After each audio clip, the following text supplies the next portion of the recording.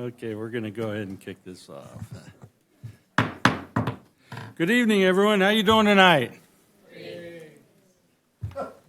That was almost good. Hey, should we try it again?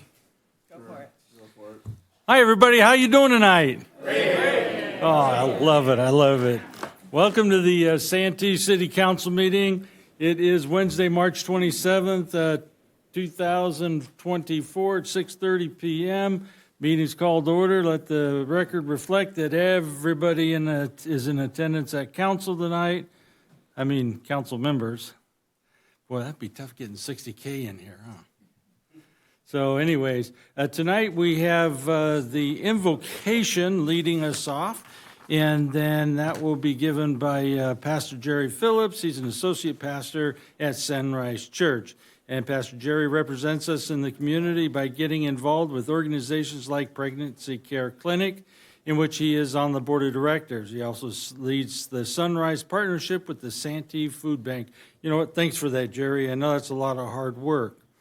He is the leading team of volunteers on the third Tuesday of the month. They load commodities into the cars of 220 to 250 families that drive through the Santee Food Bank. Every third Saturday of the month, Pastor Jerry leads a team of college career students and drivers as they bag and deliver groceries to over 50 shut-in seniors living in the Santee mobile home parks. Oversees Sunrise Life Groups, Benevolence, and leads the 50-plus. I could get into that one even. So he's been the pastor there with his Pat at Sunrise for over 20 years. In April 2019, he joined the Sunrise pastoral team. Let's see, in 2001, Pastor Jerry received his Bachelor of Science degree in Business Management from Christian Heritage College in El Cajon. Local boy, I like that. Yeah, that's right. And Pastor Jerry enjoys long drives with his wife Pat, family sporting events, golf, and watching San Diego sports on TV when he can't attend. So we got Padres baseball coming up, right? Right. Well, do me a favor and let's pray for them also. I really appreciate that if we can do that and get some response this year. So, well, the Aztecs. Well, the Aztecs are doing pretty well, actually. Well, big game tomorrow. UConn, they're doing pretty well too, though. So, but I digress. So, Jerry's going to give us the invocation, and it's going to be followed by the Pledge of Allegiance. And since it's the last opportunity, Lieutenant Gov, you're going to be doing what? Yes, giving the Pledge of Allegiance. So let's all rise for the invocation, followed by the Pledge of Allegiance. Thank you. All right, let's pray. Most awesome and wonderful God, we thank you for this opportunity to be here tonight. We thank you for all the business that will be talked about. We thank you for each member that's on this council today. We ask God for your direction in all we do. We pray for the state of California, God, that you would lead our leadership, you would protect our people and watch over us in all we do. We thank you for Santee, and we thank you for all the folks that live here and call Santee their home. We pray, God, tonight as we represent them that Lord, you'll move with us. And we pray for those that are food insufficient. We just want to pray you'll continue to bless the food bank and the many people that come through there. And we pray for the day that food bank would be out of business because everybody would have food. But we thank you for this time that you've given us. And just offering up a prayer for those Padres. It's going to be a long season. We say this in your name, Jesus. Amen. Amen. Thank you. Thank you. Ladies and gentlemen, in honor of our great nation, please join me in the Pledge of Allegiance. Ready? Begin. I pledge allegiance to the flag of the United States of America and to the republic for which it stands, one nation, under God, indivisible, with liberty and justice for all. Thank you, Lieutenant. Thanks, Jerry.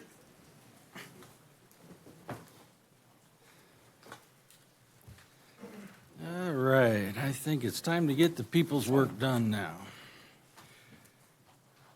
Let's see.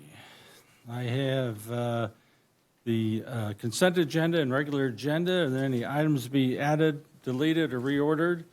Councilmember Hall. No. Councilmember Koval. No. Vice Mayor. No, sir. Councilmember McNellis. None for me, sir. City Manager. No, sir. City Attorney. No, sir. Any speaker slips? No, sir. Thank you. Do I have a motion? Motion to approve. Second. I have a motion and second. Please vote and lock in your votes. Motion carries unanimously. That takes us to our first session of non-agenda public comment. Speaker slips. Yes, sir. I have 3 speakers. The first speaker is Linda Markell. Welcome.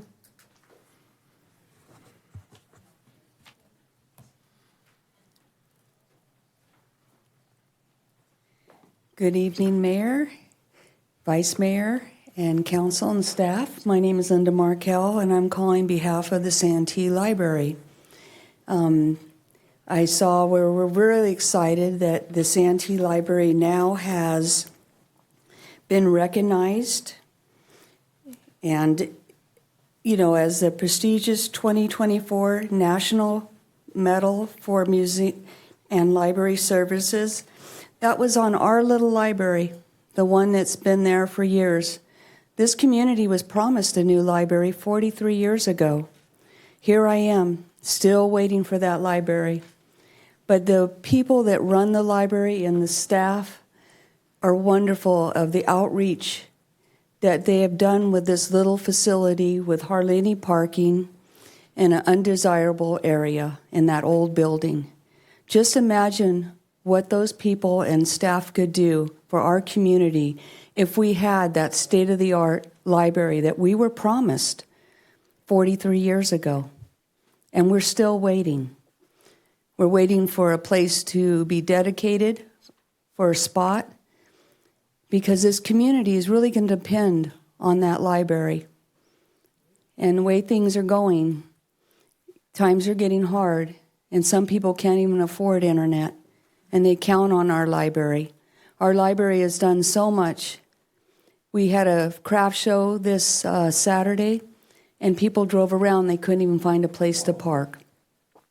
So it's time to really focus on a new library for our community and for all the lives that they have touched and the possibilities that are out there if we land this new state-of-the-art library that we were promised. Thank you. Thank you. Next speaker is Gina Austin. Welcome.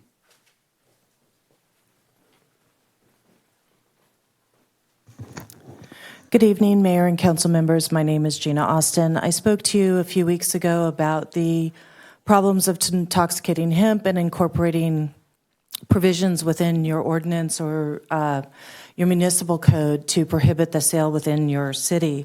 I just wanted to provide an update and let you know that the city of El Cajon will be taking this issue and has draft language for an ordinance coming before their planning commission for recommendation to city council on April 2nd.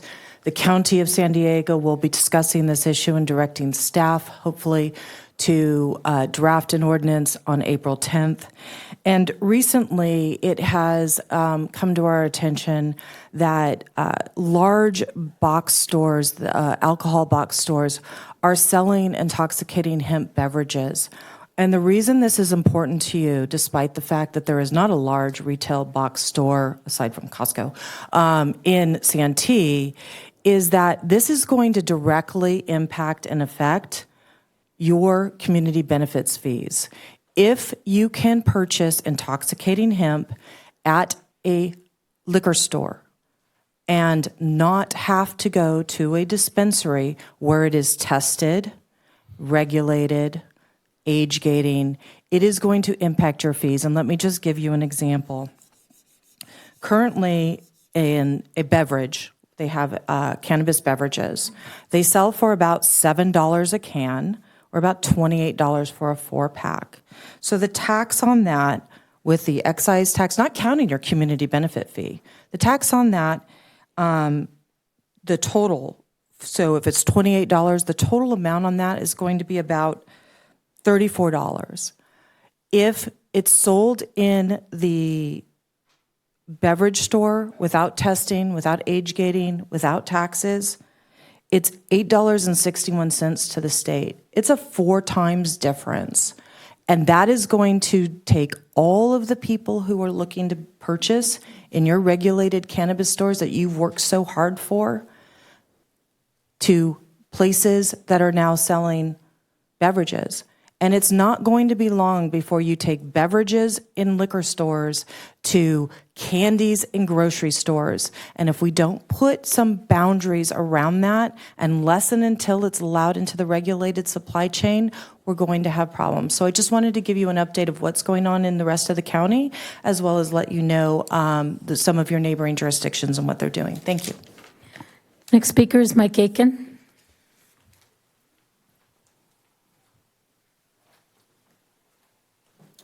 Good evening, Mayor and Council. My name is Mike Aiken. I'm a longtime resident here in Santee. I know most of you. And I was driving down Mass Boulevard the other day and admiring all the veteran bridge that Dustin Trotter was so involved with getting done, and the wonderful monument that honors veterans on the side of the bridge there.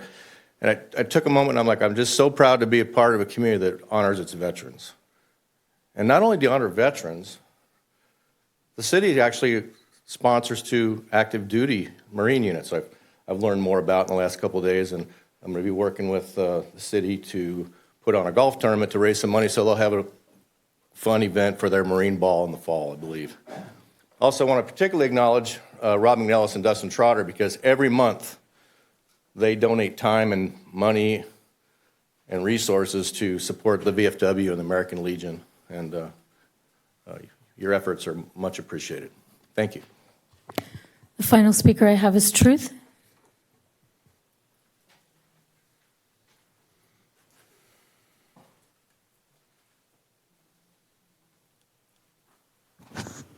Hey, it's been a little bit, and I'm going to say it's kind of like the adjournment message last meeting. It said, sometimes courage is the little voice at the end of the day that says, I'll try again tomorrow. And so what it was is all courage. It's not because I'm busy, I got a life. As far as the town hall, it was a great summary of these regular council meetings, but I find it ridiculous that these meetings do not offer free cookies while the town hall did. If this was Sandag, I'd be calling that inequitable. And here's just one reason why everyone should care what Sandag is. Of people's taxpayer money, they wasted $350 million to buy a toll facility. They still owe $167 million in loan debt for that facility. $1.8 million in revenue was lost due to junk hardware. $2 million in revenue was lost due to junk software so far. $1 million in revenue was lost due to turned off DMV notifications. $1 million was mislabeled on the ledger. $52,000 in revenue was lost due to reversed penalties.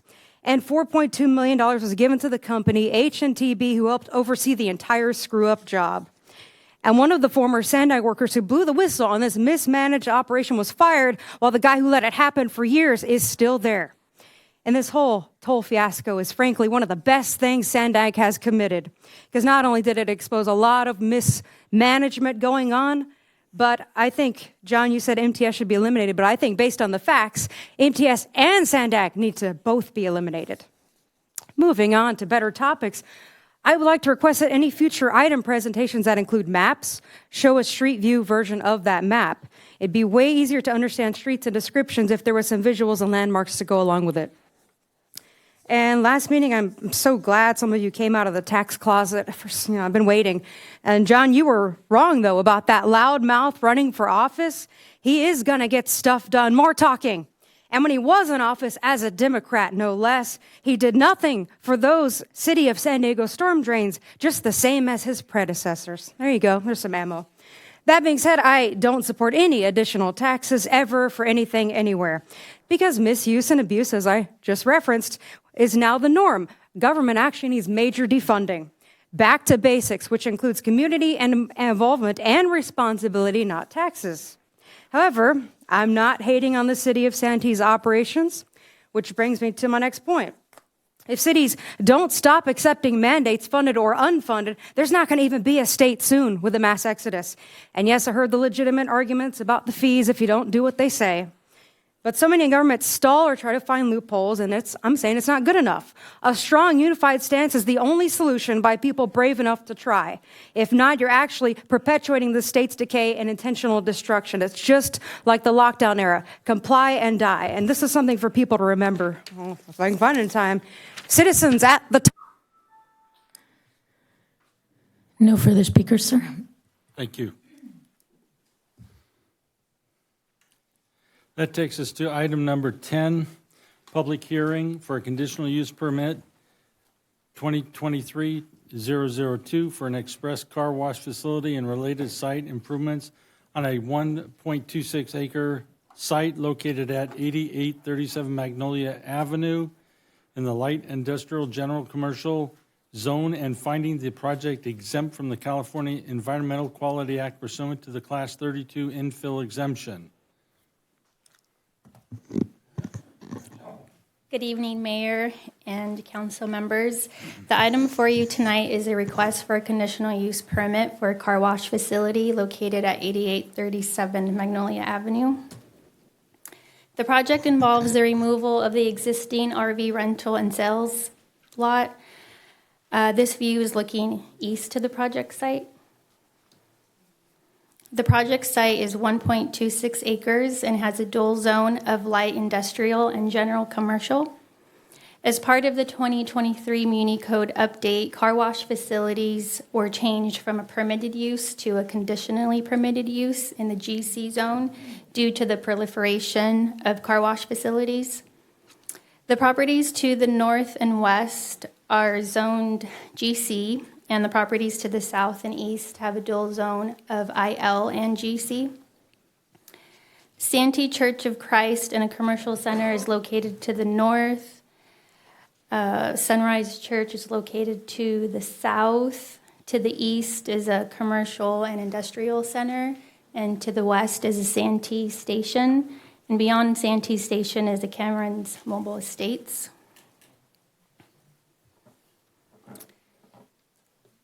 Santee Municipal Code Section 13.04.20 states that when a property is dual zoned, the least restrictive development performance and maintenance standards shall apply. Section 13.04.30 states that the more restrictive code shall apply when there is a conflict in provisions. Therefore, the GC standards were applied to the design of the site, and a CUP for the use was required. There are a total of 7 car wash facilities in Santee. 4 car wash facilities are existing. 2 car wash facilities are under construction. And 1 car wash facility was recently entitled for the conversion of a full-service car wash facility to an express car wash facility, and the building permit is under review. The project consists of a 4,980 square foot car wash facility with a 140-foot wash tunnel, 36 parking spaces, 31 vacuum stations, and 3 queue lines with pay stations. Access to the site would be through 2 driveways, 1 full access driveway along Rockville Street to the south, and a cross-access agreement with the adjacent parcel to the north. The proposed project would also provide approximately 18,600 square feet of landscaping within the site and along the perimeter. The project complies with the development standards such as setbacks, parking, and building height. The 1-story car wash facility has a maximum building height of 28 feet. It's designed with modern architectural materials such as masonry, metal canopy, and metal panes, concrete trim, stucco, and stone veneer. The metal canopy is approximately 11 feet high with fabric shades are proposed at the pay and vacuum stations. This is looking southeast from Magnolia Avenue. And this is looking northwest from Rockville Street. Staff determined that this project is exempt from CEQA pursuant to CEQA Guidelines Section 15.332 for infill development projects. Staff recommends that City Council conduct and close the public hearing, find the project exempt from CEQA, and approve the project by adopting the CUP resolution. The applicant is present tonight to speak on behalf of the project and answer questions from council, and this concludes staff's presentation. Thank you. Speaker slips, please. So we have both, the applicant filled out the speaker slips, and then we have a handout. Would you like me to call them? Council, do you want to ask questions or hear for the applicant, or just want to ask questions, have them come up if you need to? Okay, let's go ahead. Okay, David Schutz? Is that Chayek? Shots. Schutz. Sure. C-I-H-A-K? SCHATZ. SCHATZ. Shots. Mayor Minto, Vice Mayor Trotter, honorable council members, I want to first express our gratitude to your staff for bringing this project forward today, as well as each of you for taking a moment to hear about our company and this project that we are very excited to bring to the great city of Santee. For some background, Superstar Car Wash is not just a car wash operator. We pride ourselves in being a community partner in the cities that we operate in. This commitment starts with our project design and maintenance. We want our projects to look attractive, feel best in class, fit into the community, and to operate smoothly. This is important to our team in multiple respects, but is also important to our members and our neighbors. As you may or may not know, our customers have a choice to sign up for monthly membership packages, which is a unique feature of our business. Customers can sign up for an affordable monthly membership and give them access to unlimited car washes at any of our locations. What this means to us as a business is twofold. First is an imperative that we maintain all of our facilities to a higher standard. We want our customers to feel comfortable coming to our locations, which means we prioritize keeping our facilities clean, maintained, and operating smoothly. Second, it means we want our service to be of value to the communities we serve in. Our best customers are always our neighbors. People who want to regularly wash their vehicles but can't for whatever reason, be it time, energy, insufficient access to supplies. For these folks, our membership is an incredible value, and an even greater value to those who leave work and are near our locations. So this means that integrated in our business model is one, being a good neighbor, and two, investing in and partnering with the communities that we serve in. For example, Superstar proudly sponsors youth sports teams throughout all of our major cities. We're proud partners with the Boys and Girls Club of America, Big Brother, Big Sister, $1 Million Project, or $1 Million Teacher Project, Operation Enduring Gratitude for our veterans, local children's hospitals, and local food banks. These are just a few of the various partnerships that we have within our communities, and our sincere hope would be to build these connections and partnerships with the community in the great city of Santee. Thank you. And the next speaker is Daniel Friedman. Hi, good evening, council members. My name is Daniel Friedman. I am here representing Superstar Car Wash as well. I think staff did an excellent job presenting the project. We're here if you have any questions. We also have the architecture team if you want to talk about some of the details about the designs. If you want to talk about the operations, the unique membership fee structure that this car wash operates with, we're here for you. We look forward to doing many years of business with this community, being partners with this community, and answering any questions you may have. Great. Questions over here? So, I'm concerned, and I did talk to Jerry at the church about the hours and whether your operation is going to interfere with the church traffic. Have you guys looked into that, or is it? Yeah, I mean, our operations are typically from 7 a.m. to 8 p.m. In terms of, we have cross-access with them, right? We're always trying to be good neighbors. So if there's ever an issue, obviously, we're for the community first. But Okay. I'll add on to that two things, council member. And we know this is your district, so we can understand your concern. First off, it was the image went by pretty fast, but there's three components about this type of car wash that are different than what a lot of folks are used to. First off, there's a large queue. So I'm not sure if you saw, but there were 3 lanes. Yeah, can we pull that slide up, who is ever in charge of slides? Christina. I had a few questions on that one, too. Right there is fine. I did see that. Is that 24 is what I counted? That's correct. Okay. And there's Pro- looks like there's cross-traffic, though. I'm reading that correctly. It goes into the church. Yeah, there's a cross-access agreement that's already been in place Okay. and signed and recorded. Go ahead. I'll let you finish. Yeah, thank you, Councilmember, because I think it's important, right? Because I understand the concern, and we put a lot of time and energy into this. And so one, we made ample space to get cars in. And one thing you can't see in this diagram is that one of these lanes is for membership only. So that allows people who are members to have basically express access in and express access out. So one of the lanes moves even faster than 2 of the lanes. The other thing you don't see in this diagram is that this location is always staffed when it's operating. And the staff plays 2 critical roles. One, it makes sure people know how to use the pay stations, so they're moving quickly, and they're available to do traffic control when there's an issue. Okay, so that leads to my next question. How many employees are going to be on the, At one time, we typically have three employees at one time. only 3? Yeah. So I'm looking at the employee parking, and I'm looking at the 30, I assume 31 parking spaces are part of that 36? I'm reading that correctly? So that's what I heard was said. There's 31 vacuum spots, but a total of 36? So there's 5 Yes, there's parking spaces, employee basically, parking that on don't have vacuums on them. The northeast side. Okay, so the biggest question I have is, I'm hearing 3 employees. Is that all it takes to run the thing? Well, just at one time, right? So it's an express model car wash, and we have the state-of-the-art equipment.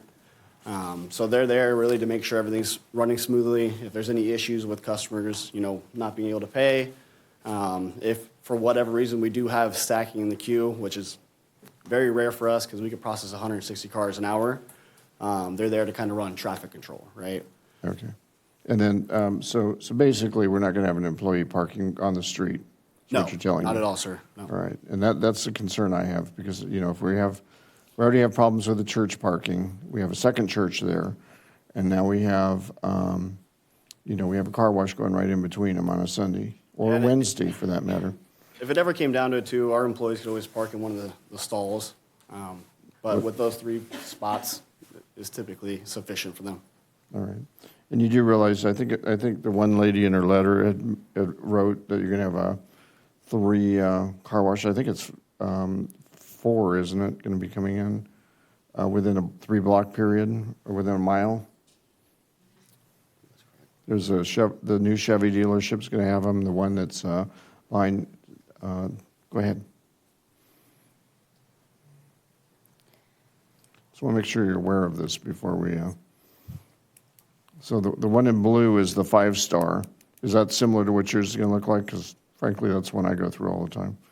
Ours is going to be much better, sir. Okay. Well, I also go to the one behind 7-Eleven too. So I'm just curious on, will that cause any problems for you or not? No, we've already run all, the metrics, and obviously if the demand is there, then we're not gonna build a car wash if the demand is not there. No, you're not related to the one that's talking about coming in over by the hospital or the Sharp.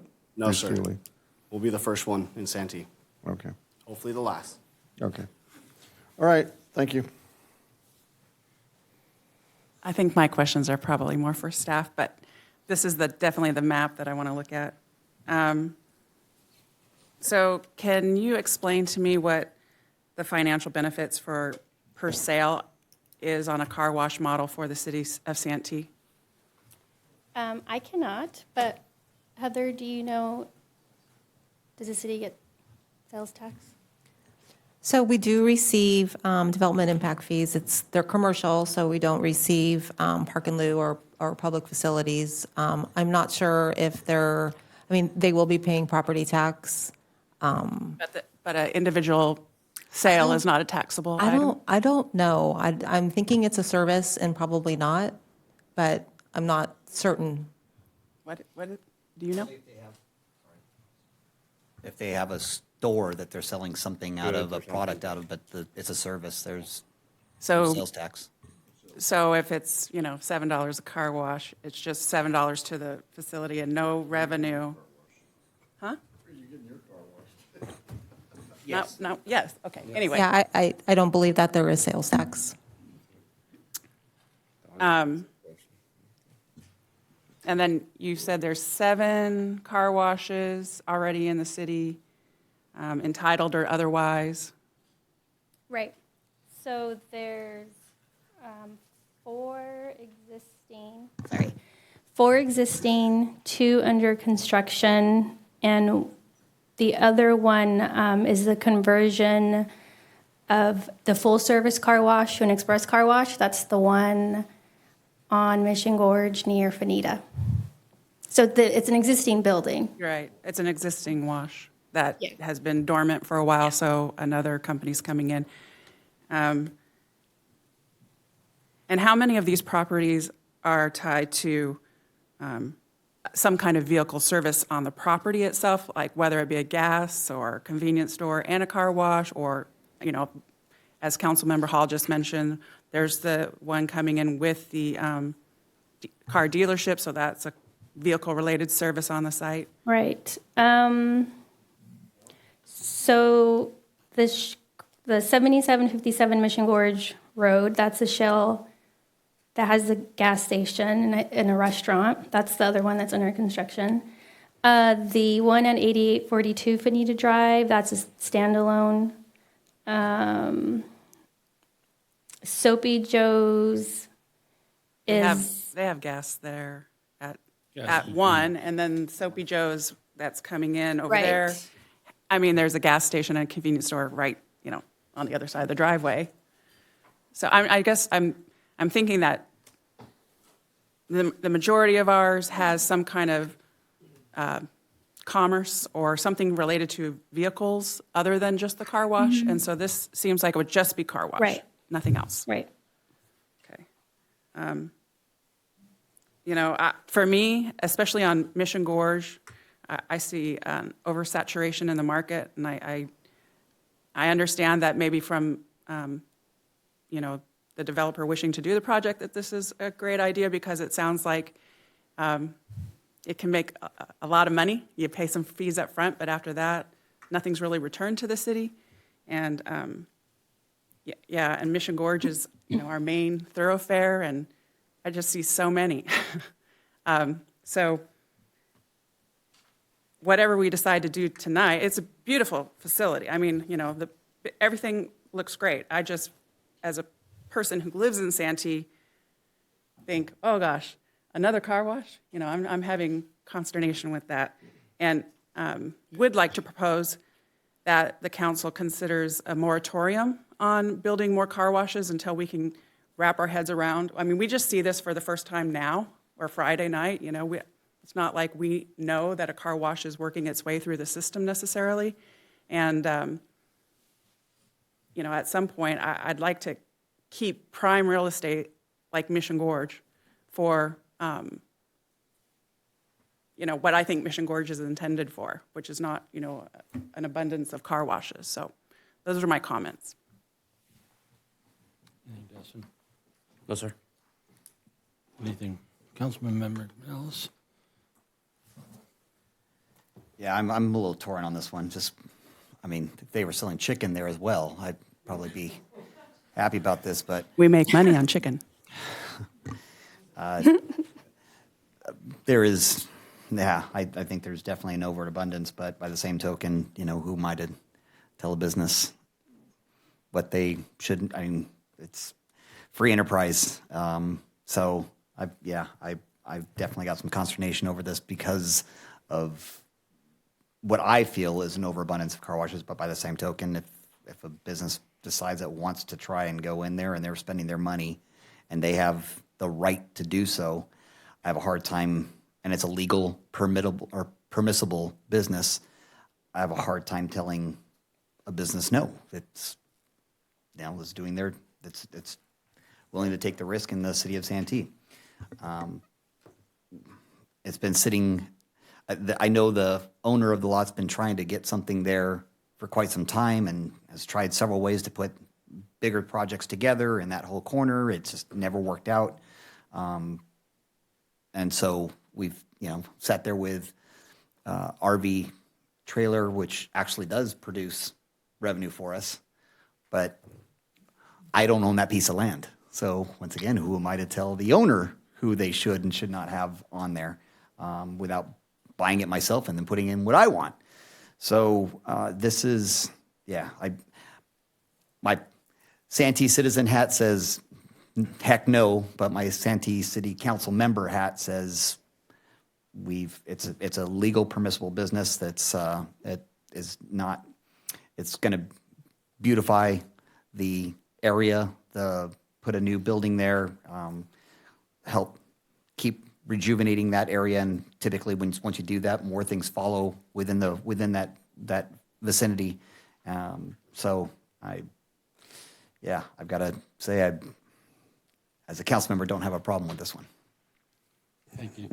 So let me ask you this question real quick. Did you already buy this property? We're going to be leasing it from the landowner. Okay. Yeah, I guess we need you to come up with that. Apologies. So say that again. We're going to be leasing it from the landowner, the land, but we're going to own the building itself, obviously. But Right. it'll be a ground lease. Ground lease. How long is that ground lease? I would have to get with my real estate department, but I know it's minimum of 5 years. Minimum 5? Yeah. Okay. And Yeah. Correct. Yeah. so Exactly. So I guess for your business and for staff, something that we may want to look at, especially in California, I really can't speak to any place else because we don't really have hearings in other places. But in California, you really can't wash your car at your house unless you actually put it on your lawn, and then you can't let too much water come off and things of that nature. So the question that I would ask is, because of that, how much more demand is there for a car wash? Because, every Saturday or Sunday, you'd see people out washing their car. And today you don't see that. So they either have a choice of not washing a car, which is another thing that I see, or going and paying to have your car washed where everything is recycled. Correct. So it would be great if you could come in with some kind of statistics based on who knows what. I'm not even close to an expert in that area, because it would help us to make a decision when it comes down to this. Because, hey, cool, let's have another car wash. Well, not so cool, because it's like, how many car washes do you need in a community? You got 60,000 people, 20,000 cars maybe. So where do they all go to? Yeah. And now it's 7 car washes, 8 car washes, 10 car washes. And what's do the division on that? How many cars can go through at a time? 160 an hour at your place? Right. So there should be some kind of way to be able to put our finger on it. And I think that goes back to what I think Councilmember Koval's talking about. Why?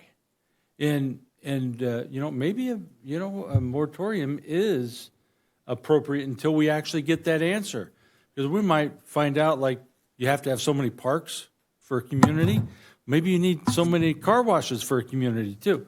But not having that knowledge, or no one's ever even talked about that, maybe it's time. So my question, Sean, is that legal?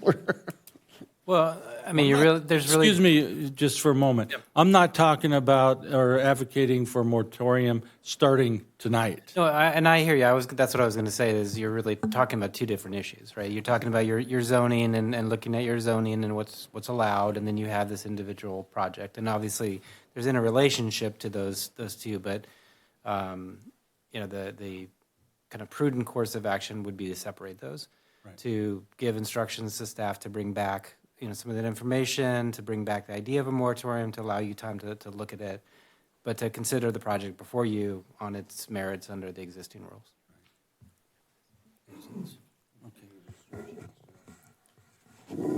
Well, I think what we should do is handle this first, and then we can always give direction to staff afterwards. And we don't even have to do that at the council meeting. We just come in, I can talk to the city manager about it, lay out what I like to see to come to council. Does that work for Mayor everybody? Minto, talking about the environmental side of it, right? So our car wash on average per car, we use about 15 to 20 gallons of water.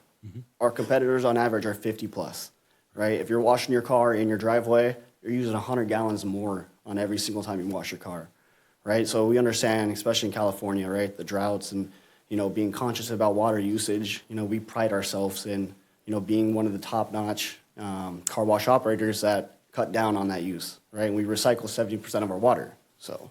No, I understand that, and I know that every time a facility is built, there tends to be new technology involved that helps to reduce that, because not only is it the water usage in California, but it's the storm drain regulations and things.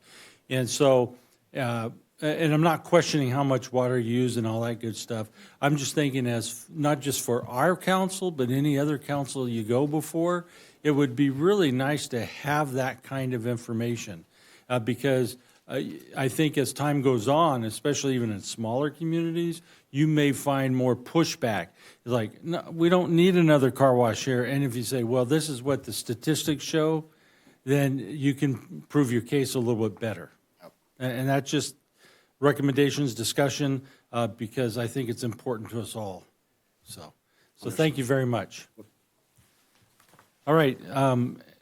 Real quick, Mr. Mayor. Yes. To your point, I mean, as we see the building of what's going in, the building of new residential housing, a lot of it is designed, and unfortunately, in most cases, to be more high density, and therefore not allowing for yards where you can legally wash your car on in California. So I also understand the need for this, and it's something that, after COVID, we all kind of looked at, all right, what businesses do we want to COVID-proof that can sustain while everything's going on around us?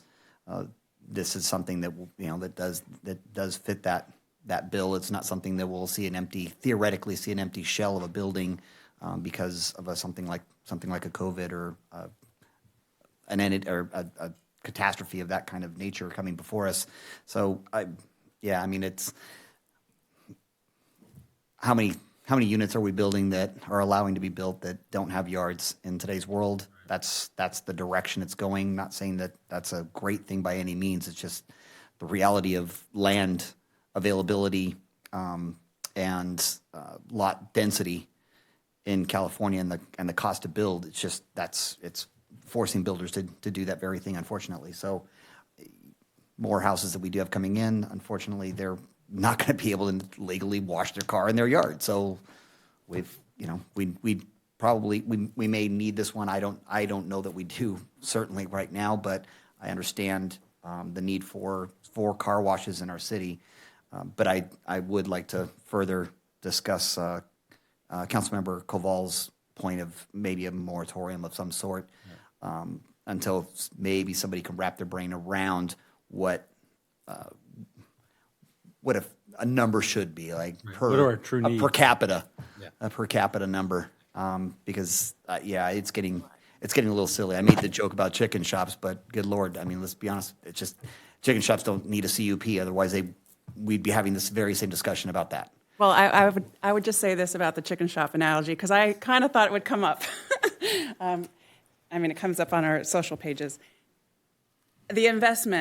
The capital investment to put in a car wash and the infrastructure is much greater than a chicken shop. Fair enough. And, if the chicken shop doesn't succeed, somebody else can go into that space and reconfigure it a little bit and have, a taco shop, okay? So I want to compare apples to apples when we're discussing this. And then also when we are, looking at what the future of the car wash in the city of Santee is, we do build buildings with parking, garages, and, for the most part, they have garages and parking spots and things like that. So yes, there's high density going on, but I don't know if someone in one of those high density areas is going to drive to Santee to have their car washed, because the car washes exist all over the county. I don't know if that's what you're talking about. I was just looking at Santee alone. It's currently unlawful to wash your car in your driveway in California, or your garage, or anything. You're supposed to be done, the only way for water quality control and conservation programs,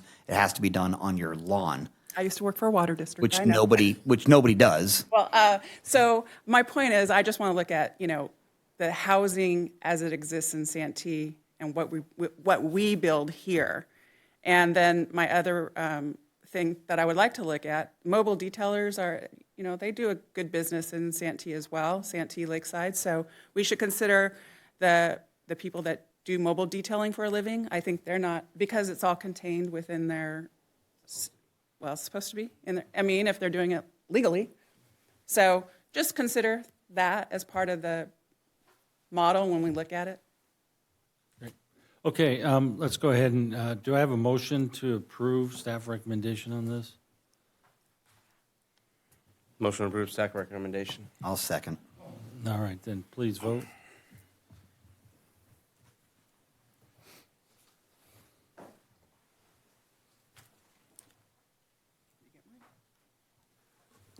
Motion carries unanimously. Welcome, Santee.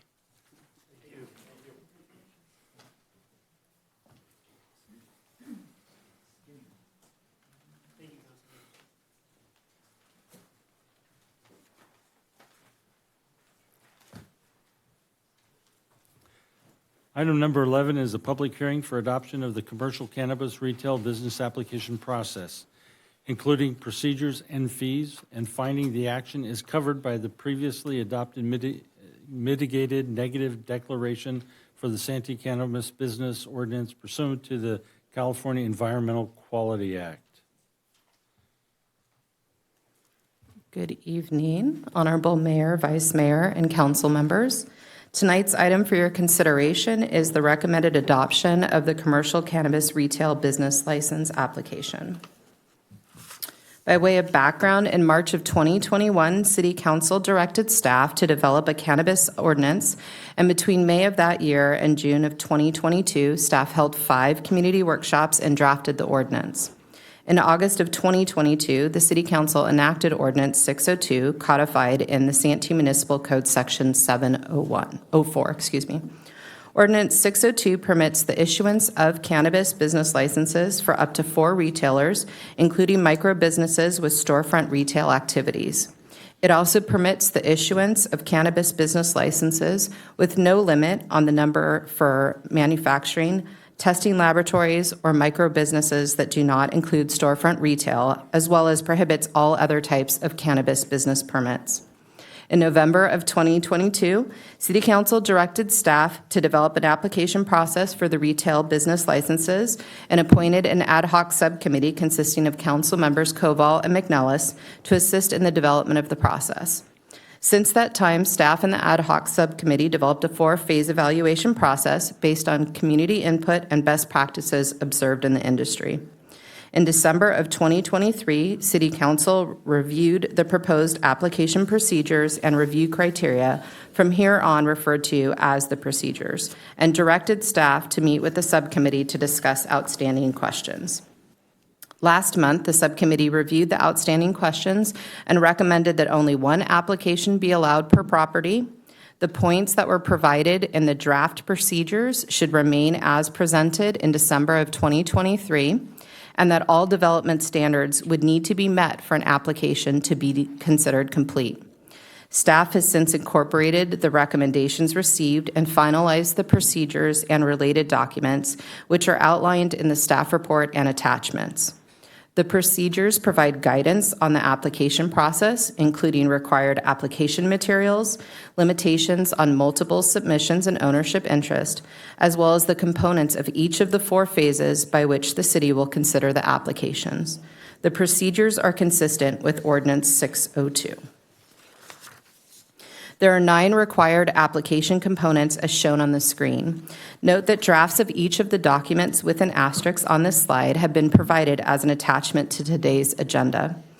So first, you have the cannabis business permit application, which includes the business plan, the labor and employment plan, security plan, qualification of owners, the neighborhood compatibility plan, the community benefits and investment plan, and the proposed site plan.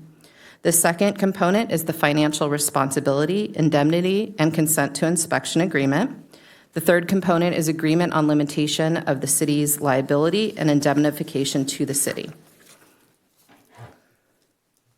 The fourth component is the verification of the LiveScan background submittal. The fifth is the property owner consent or landlord affidavit. The sixth is the proof of insurance or letter of insurability from an insurance company. The seventh is proof of capitalization. Eighth is the zoning verification letter. And the ninth is the application fee. This fee will be submitted in person to the city, but the rest of the application components will be submitted online. It's also important to note that the city is currently working with the Sheriff's Department for background verification services support. So in the procedures, you'll see blanks where the process as well as the fees have, well, they're blank now. So we'll add those fees in the process after we have determined them from the Sheriff's Department. So there are 4 phases to the application process, which are detailed in the procedures and outlined here. So the first phase is the determination of eligibility. After submission of the applications, the city will move to this phase where staff will review the applications to ensure that all materials were submitted and any limitations of the submittals have been met. The second phase will be done once applications are determined to be complete, then staff will review and score each application using the merit-based system that's detailed in the procedures. The points are available for all of the scored items, and what should be included in each document is explained. The top applicants from Phase 2, as determined by the city manager, may be eligible to advance to Phase 3. Phase 3 is interviews. The forwarded applicants from Phase 2 will advance to the city manager designated evaluation and interview committee. Guided by the merit-based system, the committee will score the interviews and provide a ranking for the purpose of determining which applicants will move forward to Phase 4. It is important to note that applicants can appeal decisions that are made during Phases 1, 2, and 3, but not after Phase 4. So Phase 4. City Council interviews and final decision. In this phase, no more than 10 qualifying applicants will advance from Phase 3 and will be presented to City Council for their consideration. The council will interview the applicants and make a final determination which, if any, of the applicants will be awarded a permit. A fee schedule has been developed with the intent of full cost recovery. The fees are based on staff and consultant costs that have been spent so far, drafting the cannabis ordinance and procedures, as well as anticipated cost for application review, interview, inspections, compliance requirements, and other regulatory processes. So this slide, and you'll see some fly-ins, will outline those fees, and I'll go over each of those fees' purpose and how we determine them. So first, we have the application fee. This covers costs directly tied to the development and implementation of the application process. The projected cost of providing this service is $25,711 per applicant. In addition to the application fee, businesses will be expected to pay standard planning, building permit, inspection, and other fees normally associated with commercial development in Santee. As part of the cannabis application, an applicant must obtain a zoning verification letter from the Planning and Building Department. To secure this letter, an applicant must submit a written request providing the location and proposed operation. Staff will review the information to verify the proposed location is eligible for cannabis use, including measurement of minimum sensitive use buffer distances. The projected cost of providing this service is $267 per applicant. Each cannabis business permittee will be required to apply for renewal on an annual basis. The projected cost for renewal and providing regulatory services is $27,749 per permittee. Anytime information specified in a permit or an application is proposed to be changed, for example, a change in business floor plans or business operations, the permittee or applicant must submit an updated application for review and consideration. A deposit of $1,000 would be charged to the permittee or applicant, and exact staff costs would be billed against that deposit. Any unused funds would be returned. Oh, I realized I hadn't put that one up there. Sorry about that. Now you get change of ownership fee. Similar, the owner of a permit may transfer ownership or control of a permit to another person or entity if they amend their permit to identify the transferee, their ownership interest, and the request is in accordance with the ordinance. A deposit of $1,000 would be charged to the applicant, and exact staff cost would be billed against the deposit. Any unused funds would be returned. Applicants wishing to appeal during phases 1, 2, or 3 of the application process would be charged a non-refundable fee in the amount of $7,319 to recover the city's cost to administer the appeal.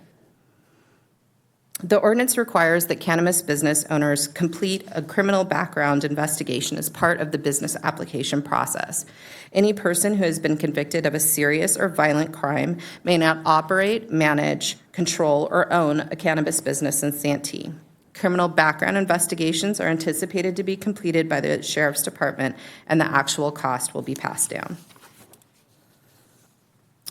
Any applicant may appeal a decision made in the selection process during phases 1, 2, and 3, but not 3 and let me try that again. 1, 2, and 3, but not after phase 4, which is the final city council action. The appeal will be required to provide specific information regarding the request, along with the payment of the appeal fee. In order to ensure an unbiased evaluation, staff solicited proposals for a hearing officer to hear and timely resolve any appeals that are filed. No later than 15 calendar days following conclusion of the appeal hearing, and after considering all of the arguments and evidence submitted at the hearing officer will make their final determination. For next steps, after consideration of the procedures by City Council tonight, staff will continue coordination with the Sheriff's Department to secure background verification services. Once finalized, staff will provide the final procedures on the city's website for a short period, and the procedures and website will specify at that time what the application period will be. We currently expect that that will be in late spring of 2024. Once the application period opens, applicants will submit the required materials through Santee's permitting and licensing portal, also known as InterGov, and pay their application fee. So to conclude, staff recommends that City Council conduct and close the public hearing and find the adoption of the commercial cannabis retail application process is covered by the analysis in the 2022 Mitigated Negative Declaration and Mitigation Monitoring and Reporting Program for Ordinance 602, and no subsequent environmental review is required as none of the circumstances in CEQA Guidelines Section 15162 have occurred, and find that the adoption does not have the potential in resulting in either a direct physical change in the environment or a reasonably foreseeable indirect physical change in the environment, and therefore is not a project as defined by CEQA, and adopt the procedures, fees, and appeal process resolution, and authorize the city manager to make adjustments to the procedures based on the background services provider agreement. This concludes staff's presentation, so thank you for your consideration, and the team is available to answer your questions. Great, thank you. We do have 5 speaker slips. Before I call up the speakers, I just want to ask a question so everybody hears it and can think about it, and if they have a response when they come up to speak, and then staff also, after we hear the speakers, if you have a response. And that is, and I don't remember us talking about it, is why I'm asking this question. What is the benefit of having an application or an interview done by council and not the entire decision by staff who's gone through the entire procedure? Okay, so I'm just throwing that out there as a thought for now, and then somebody tell me that I did later on. Well, unless there's I don't want to answer that question right now. Yeah. I do want to make a point that there was a comment, a public comment, and there was a previous comment about other aspects of our ordinance and tightening them up or not. I just want to let the council know we are looking actively at that before you hear comments about this. We do feel like that's on a parallel track, so we are encouraging you to consider and take action on this. But we're not ignoring those comments. We're looking closely at those issues, and honestly, we will continue to look closely as things develop and issues are brought to us. And so I would foresee changes in your ordinance in the future being proposed, but again, at some point, you need to move forward, and we think you're at that point right now. So I just wanted to frame that a little bit. Great, thanks. And I'm only asking that question tonight because I just thought about it. And so that's why I didn't talk to staff about it beforehand. So anyhow, just that thought that was in my mind, and if any of the speakers have anything to say, whether it's a positive or a negative thing, I think I might want to hear about that too. Let's go ahead and call the speaker slip. Okay, we have 5 speakers, sir. As a reminder, it states on the speaker slip, the speaker slips need to be submitted prior to the item being called, okay? The first speaker I have is Truth.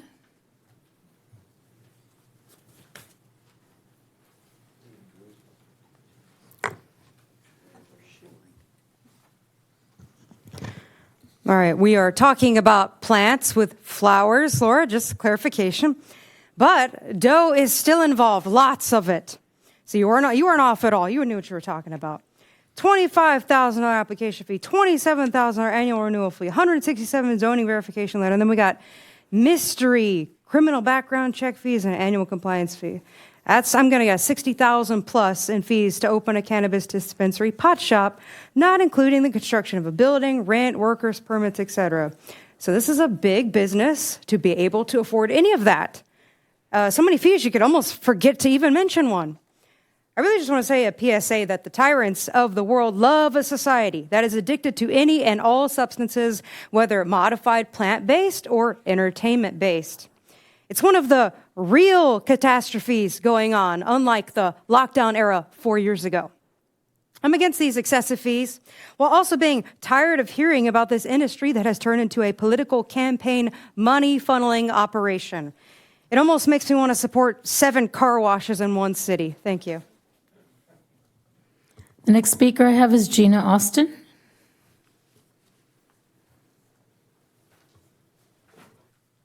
Welcome back. Thank you. Good evening, Council. Gina Austin. Just a couple comments. Of course, really appreciate staff's efforts and thoughtfulness and the subcommittee in putting this together. 2 more questions than others.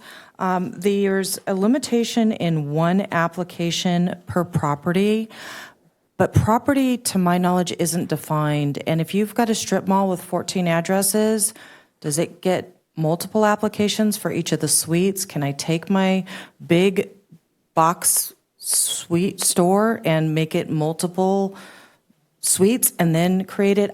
It's just unclear. It doesn't matter to me one way or the other. I don't have an opinion, but I do think that it's important that there's clarification for that, and maybe it's there and I didn't see it.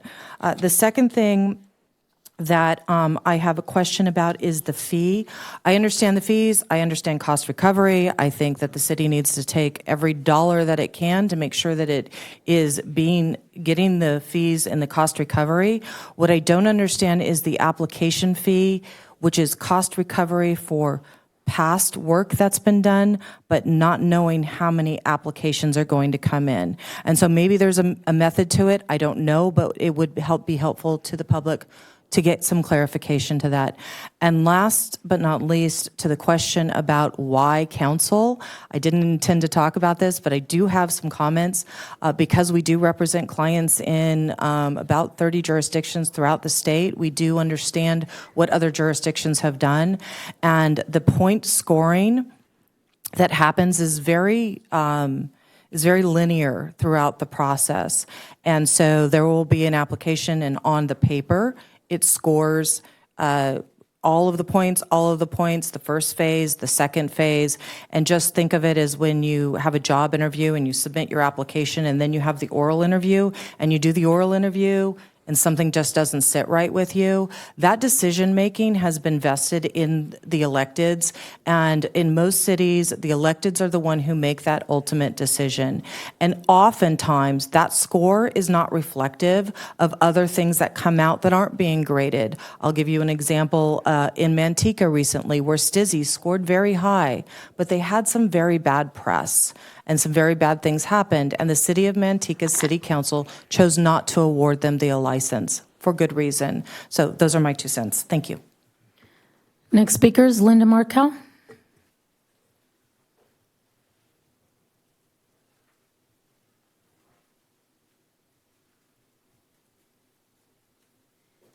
Good evening Pull it down. again. Thanks. This is a torn subject, but I have sat in city council meetings to the beginning, and I felt like I was sitting back in time when council said, and I'm talking 43 years ago, no tattoos in the city of Santee, no strip clubs, and no sex shops. And they blocked all that. Are we blocking this business now, these businesses? It's been 4 years. There's really not anything that's happened. And I'm curious that all these hoops that these companies are going to jump through, do the chicken shops jump through these?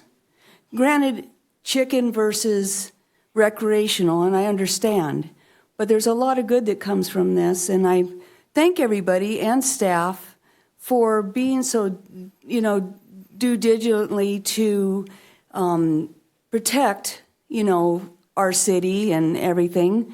But I'm wondering, isn't that a constriction of trade to make these people do all this? And then they do all 3 steps, all the 3 to get to you guys, and then you might say, I don't know, I don't really care for you. So does that mean it eliminates everything they've done? I just don't understand. I feel like we're going backwards to the way it used to be when we had council. Actually, council put in a lot of those safeguards back in the 80s, and you guys were overturning these recently, especially with the tattoo shops. Back then, you couldn't even do permanent makeup here in Santee because it was illegal to have a tattoo shop, to tattoo in the city limits. So are we going back to that? Are we making this, restricting these businesses and doing all these things? I understand you want to be safe, but this has gotten to the point where that's ludicrous to a certain degree. I just don't understand. This is a business. It's legal. And I understand you want to get the right fit. We don't want businesses that cater to children and want to have that long-term client. We need to cater to, we're an elderly city, basically. And so, we do need the fit, but I just don't understand all these hoops. And then the final hoop is going in front of council. So I just don't understand why we're going backwards. Thank you. Next speaker I have is Arkan Somo.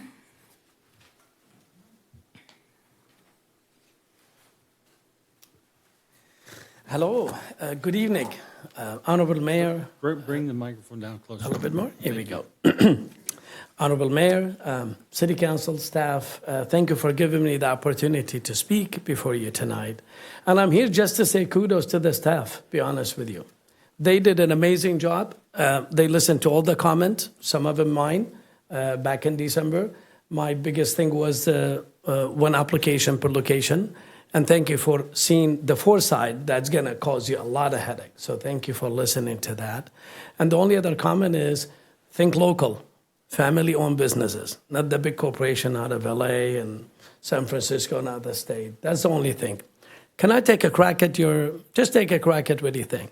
Other cities, big cities, they have process. So if you have a hearing officer and something didn't go wrong, you could appeal to the planning commission. Depending on the process, if you go to the planning commission, you got denied, to appeal it to the city council. Santee, small city, is going to end up at your desk anyways. So I think the staff did a great job about the point. I think they're going to vet everybody. By the time you get it, you're just really making the final decision. So I think that was a great. You just cutting all the other stuff out. and you're getting right to the point. And I believe you had a great city attorney and city manager. I think they're going to be very objective, vetted everybody, and by the time you get them, I hope it will not be as bad. Okay? Thank you. Final speaker I have is Jessica McElfresh.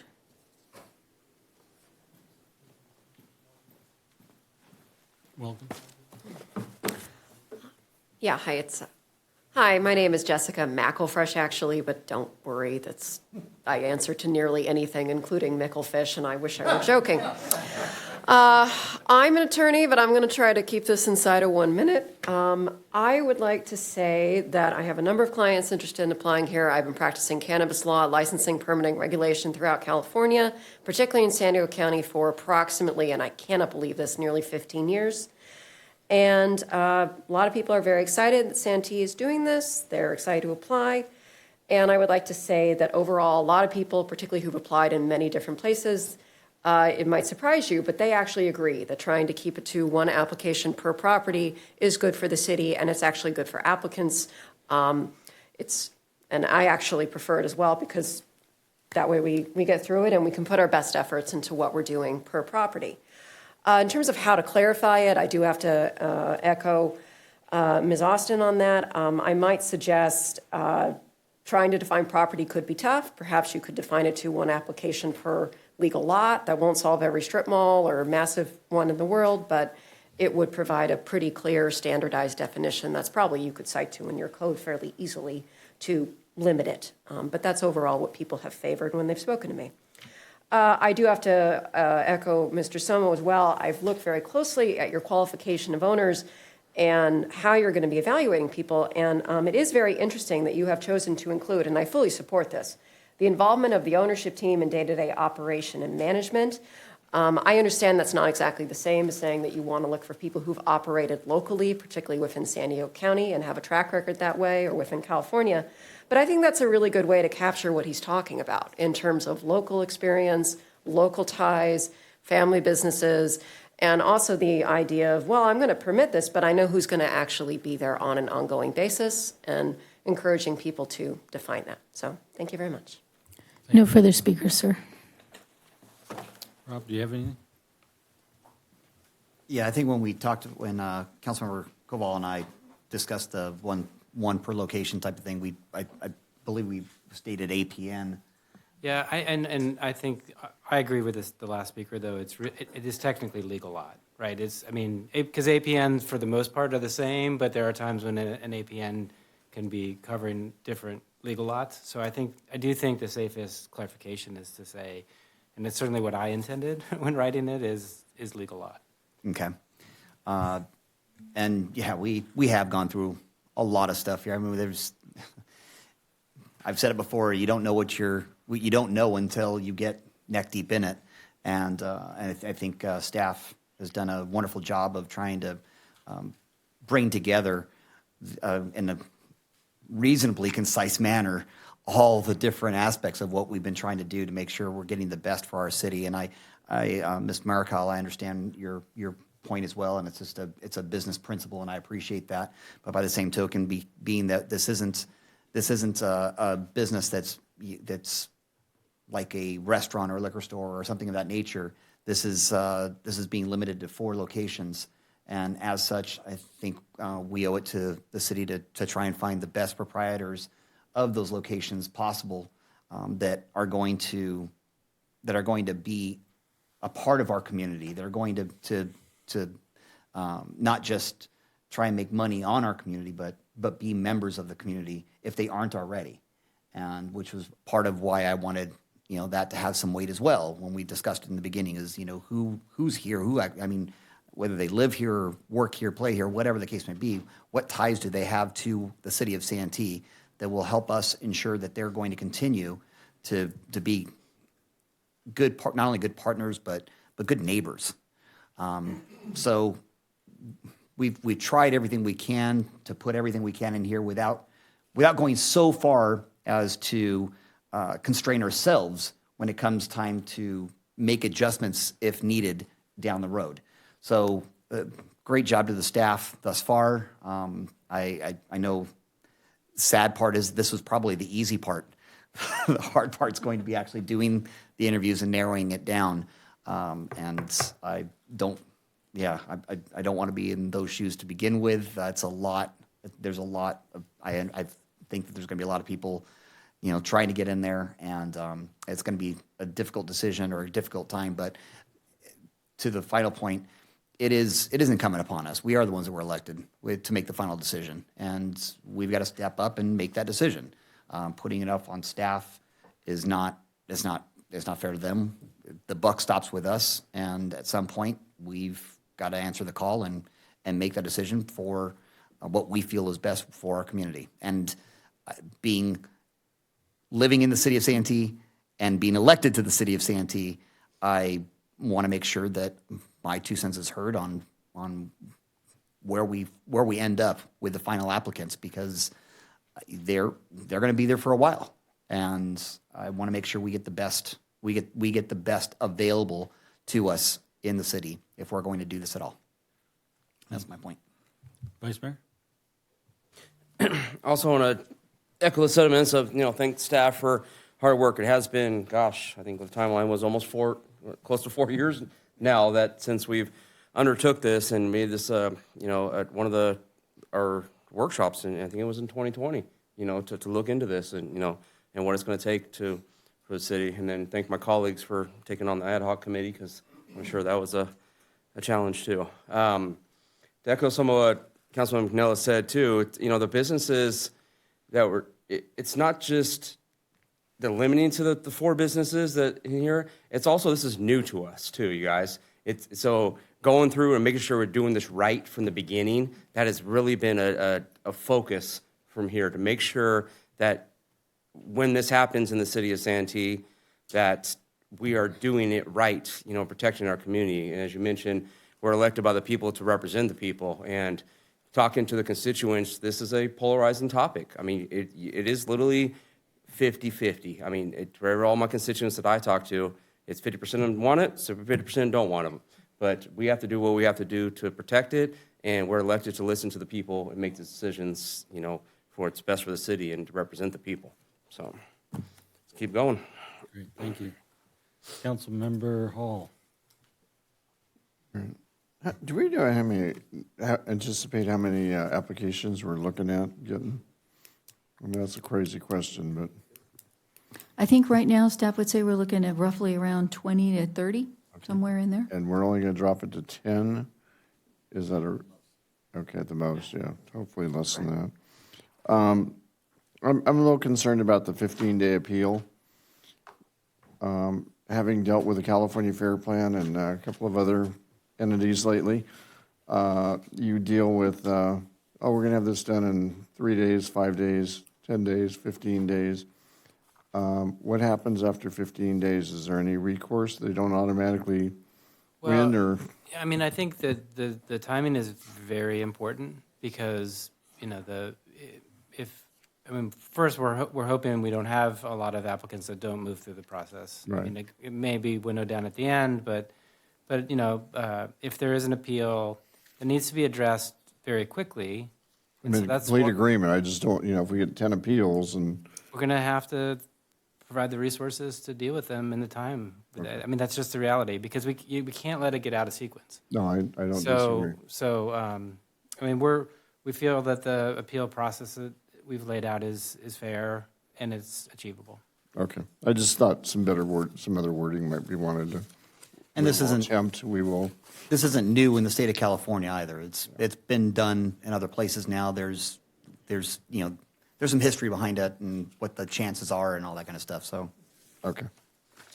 The only other questions I had is, and I think Marlene might have answered these for me yesterday, is how often will the fees be reviewed? It sounds like they will be reviewed yearly. Who's ever dealing with this? And is the CPI in there, or how are we doing it for increase in fees or anything like that?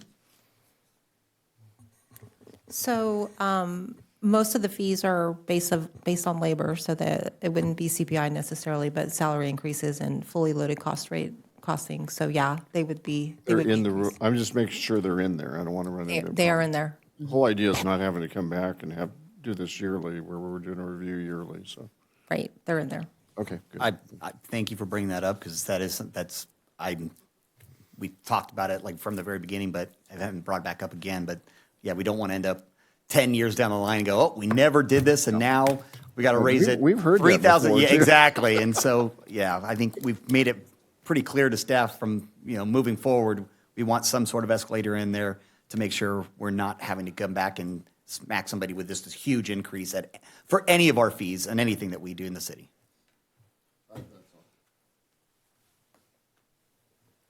Well, it has been a long process.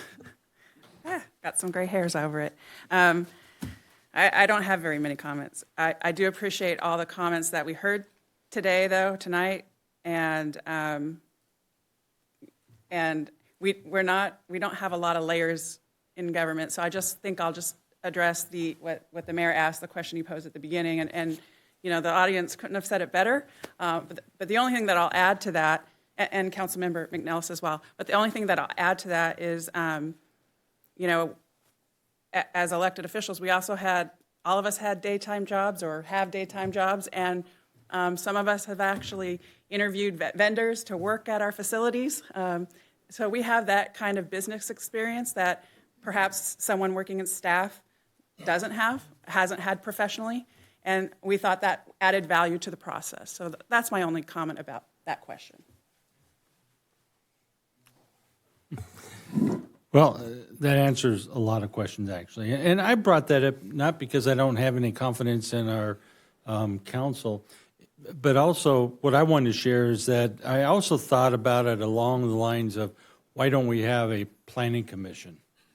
We don't have a planning commission because there's a level there of just bureaucracy that you think this took a lot of time, throw in another layer of bureaucracy, and it could create more. So the buck doesn't need to stop with us. I think that by the time it does get to us, we're going to probably have a good idea on how everything's working. I think one of I made a note about the transfer of ownership. Could you maybe explain that a little bit more, somebody? Because let's say I'm a great proprietor, and I get a really good offer from somebody that's not a really great proprietor, maybe even, doesn't do everything legally. And so now I pay my $1,000. I've got a business in this city. What are the steps they have to go to? Do they have to be approved by city council also, or just staff, or how does that work? The transfer under the ordinance is approved by the city manager. Okay. And then there's a whole process and a vetting that's outlined in more detail in the ordinance. So do they pretty much have to go through what that original owner went through in order to be able to accept the transfer? Yeah, they have to go through the background services verification. Okay. Well, what brings that up is just like in the home rental business. A lot of times you get grandma that comes in and she's got a great application, has never been in trouble. Next thing you know, grandson moves in with 13 other outlaw bikers, and then you have to try and get rid of them. I don't want that kind of situation. I know that's an extreme comparison, but it happens, and I don't want that to happen in this industry. So that's why I had to ask that question. And now I'm not talking about your grandma. So does she do that? No, we even discussed straw buyers and all of that, which is kind of what you're maybe even getting at, right? And that's hence the reason that it's the annual review of all officers and owners, to make sure that nobody is skirting the system in that manner. Yeah, to the best of our ability. I figured that was how it was done, because we've reviewed the process. Ad hoc committee has reviewed the process so many times that I would really can't believe something like that would get passed. But unless I ask the question, I don't know. And I think you said it earlier, you don't know what you don't know.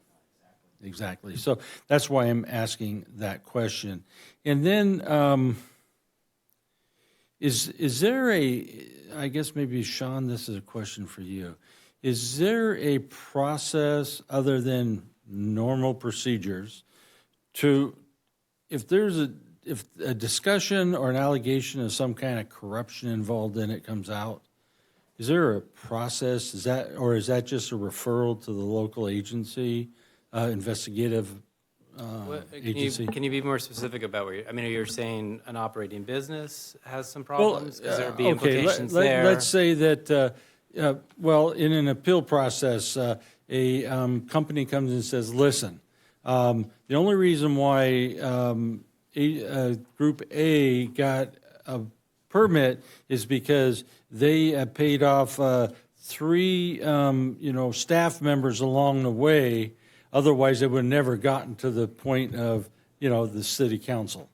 Yeah, I mean, this is my law enforcement background. Yeah. I think that's bringing us forward because, like Rob said earlier, this is very important that people understand that we have a procedure that we didn't leave stones unturned. Right. Well, and it's really good opportunity for me to remind you that if you do adopt these procedures tonight, you will be adopting the integrity guidelines that are in here. Mm-hmm. So in addition to other issues that your hypothetical poses, it would be a violation of the integrity guidelines, which would be a basis for revocation or not letting the application go forward.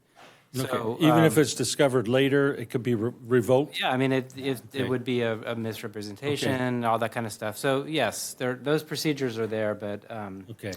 And then if it turned out that allegation, we would just turn it over to another agency, to do the investigation, or we do that in-house? How would that? No, I mean, it depends. Again, it's kind of a very difficult. So I think you can rest assured that there'd be procedures that we would pursue as well as procedures that other agencies would pursue, and we would have to coordinate with those because sometimes we might have to wait for a decision of another agency before we took action. But if it's a violation of our rules, then there might be a basis within our rules itself to take action. So kind of really depends, obviously, on the facts. But I mean, the committee, your work, staff's work, we did look at all of the best practices. And that's clearly an issue that best practices had developed around, and those are included in what you have tonight. Okay. I'm just, like I say, there's so many things, I was opposed to this on the ordinance, but I've made a commitment to make sure that we have the best policy we can and best procedures we can, because that's our duty, regardless of whether we actually agree with the law. And so that's the reason for my questions and why I want to go down that road. Okay. Yeah, we did discuss, suspension and or revocation of a license. So suspension pending an investigation, and then revocation if found to be true. Great. I appreciate that. I really appreciate that response. All right, then. Do we have a motion? I'll make a motion to approve staff recommendation. Second. I have a motion and a second. Yeah, I'm sorry, can I interrupt? Just to be clear, I mean, I think it was clear from the discussion, but I think it would be appropriate to make the clarification regarding property, if that's okay. Oh, yeah. Okay. So it would be a language change when property is first referenced that would say defined as legal lot.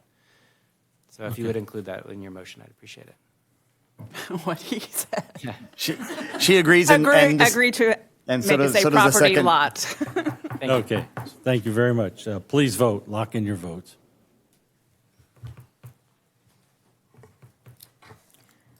Motion carries with 4 ayes. All right. Thank you very much.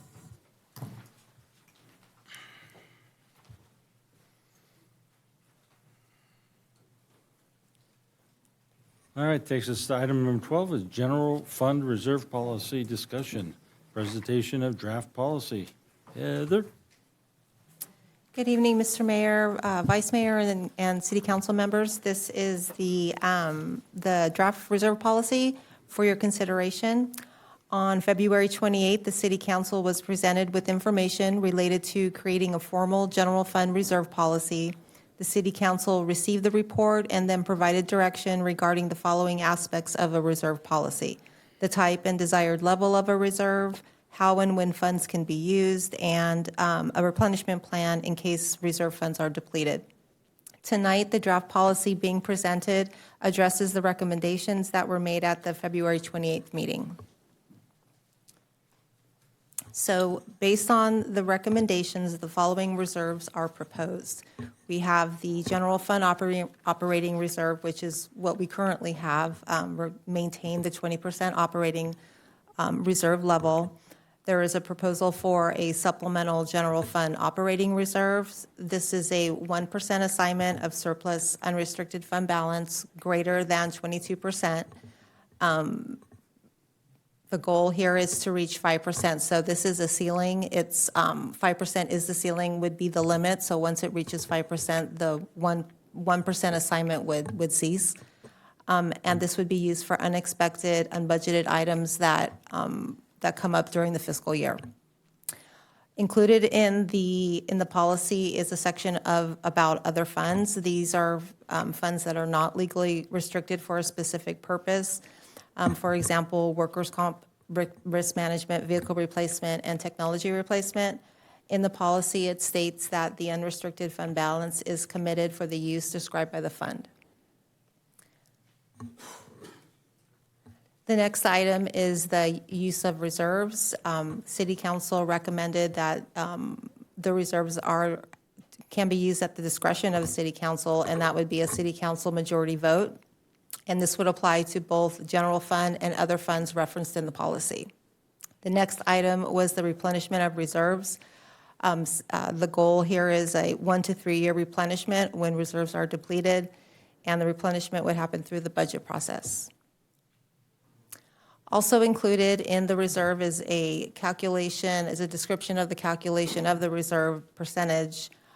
So it is a percentage of the general fund budgeted expenditures, but it does exclude transfers to other funds, prior year carry forward appropriations, special projects, which are one-time expenditures and not ongoing operational expenditures. And this percentage is calculated each time an updated budget is presented to City Council. So this diagram right here is it shows how unrestricted fund balance would be apportioned. So we have up to 20%, which is the operating reserve, 20 to 22%, which would be surplus funds, 2% they're available for appropriation. The 22 to 23%, that is the 1% assignment that would go into the supplemental reserve, which would be limited to a total of 5%. And then after 23%, that would then be available for appropriation.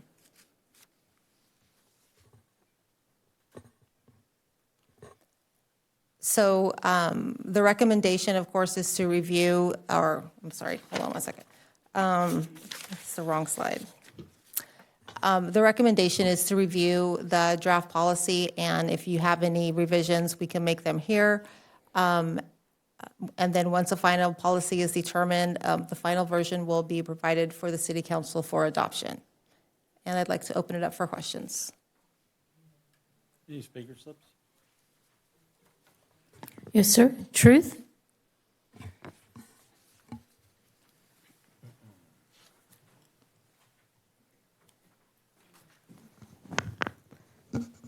Pro tip, always move the mic before you speak. Okay, how do you make policy fun? That's a question, right? I don't know. It just naturally comes out, I guess. This council serves as the squirrels that store the city's acorns away for an impending winter. Lean and mean squirrels, to paraphrase Laura. In fact, Laura, you don't realize it, but you gave the city a way better motto that it's in desperate need of. Santee is lean and mean, safe and clean. There you go. All right. Fiscal responsibility means no to any of the pet the cats project, as Rob has warned us against, unless it's a charity fundraiser event. This item mentions the primary sources of income for the city's general fund include taxes and fees. And a general fund reserve policy is helpful in providing liquidity and is important for a city's credit rating. Just to translate that fun topic, it's all a corporation, a business that requires our money taken by consent or without consent to function. This item references the international organization called the Government Finance Officers Association based in Chicago. And I found it interesting that their CEO, Chris Morrill, serves as Senior Municipal Finance Advisor to the South African National Treasury under a U.S. aid project. And for those that don't know, U.S. aid is where a lot of American taxpayer money gets dumped into nefarious organizations overseas. Chris was also the first group of U.S. Peace Corps volunteers in the Soviet Union, where he advised the city of Lviv, Ukraine. And why would an American help the Soviet Union? Apparently, Chris wrote a book called The Savannah Story, The Road to Equity and Sustainable Community Development and Economic Development in American Cities, The Pursuit of an Equity Agenda. What a great book title, because it proves this guy has been up to no good for a long time. And for those that don't understand, because everything needs explanation today, equity translates to racism based in socialist redistribution, and sustainable development translates to controlled communities consisting of high-density stack and packs and no cars. And so what's the point, right? Why did I say all that besides just giving out free info? Because I'm not sure how the Government Finance Officers Association is an organization anyone of sane mind should be taking advice from. Anyways, a 20% reserve is a nice start to respond to so-called economic triggers. Could always be better because eternal inflation is going to make 20% the new 10% pretty soon. That's why the economic contingency type of reserve is the most important type. Sales tax, even if raised, may still rake in less as everyone's dollar goes less far, especially as more and more people flee the state. You'd be lucky to have any sales tax soon. For a replenishment plan, I have no idea what's going to bring the money back other than taxes and budget cuts. But thank you guys for keeping the proper reserves. They can never be too high, only too low, right? No further speakers, sir. Thank you. Anything over here? You have anything?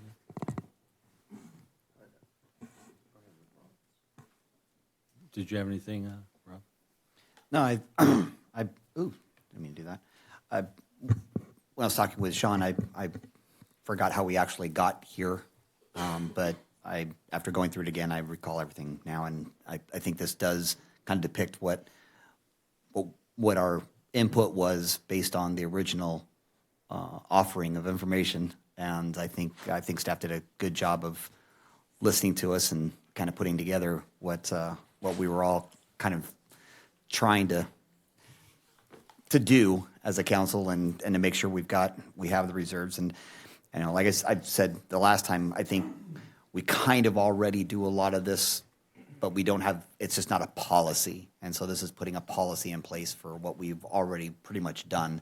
And I'm fine with it. I think staff did a good job of reducing to writing what we were talking about at the last meeting. So thank you. Anything? All right. Go ahead.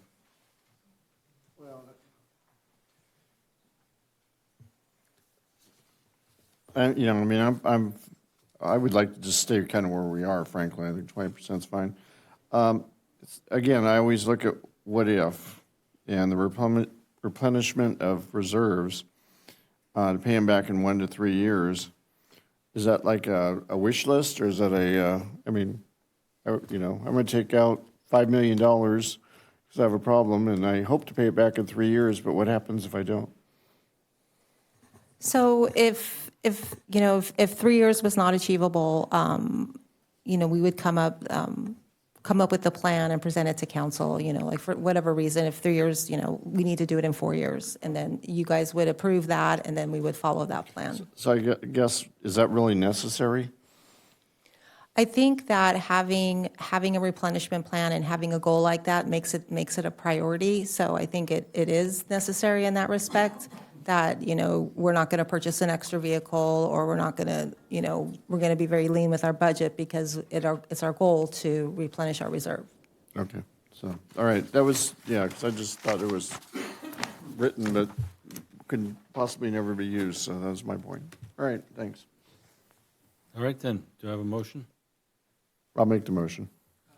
I think the way this is set up is staff wanted your input on this, just to make sure they're on the right track, and then they're going to bring it back on consent for the next. That's so right. no actions required. Matter of fact, you even said that, didn't you? All right, then. Do you have all the information you need and direction? Yes, we're good. Okay, great. Thank you. Thank you. Thanks, Sean. That takes us to new business item number 13. Motion to approve. Annette, would you be so kind enough to pull up my slides, please? Yes, sir. Thank you, ma'am.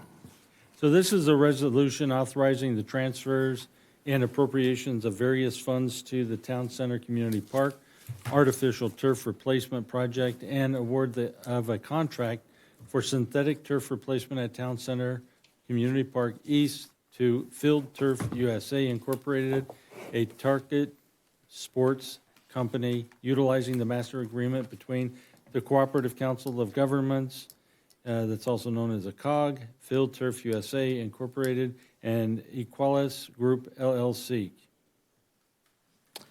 Thank you, Mayor. You guys couldn't have done it better. It's a great job.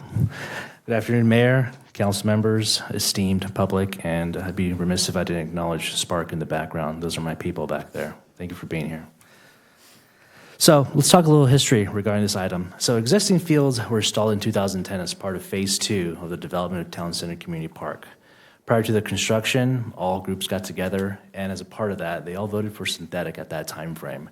Furthermore, the permitted various groups of 84% of the days are since opening of 2010. So they're relatively pretty busy, and I'd be remiss if I did not acknowledge Public Works for making sure that they've been open since 2010. Traditionally speaking, synthetic fields usually last between 8 to 10 years, so now we're encroaching on year 13.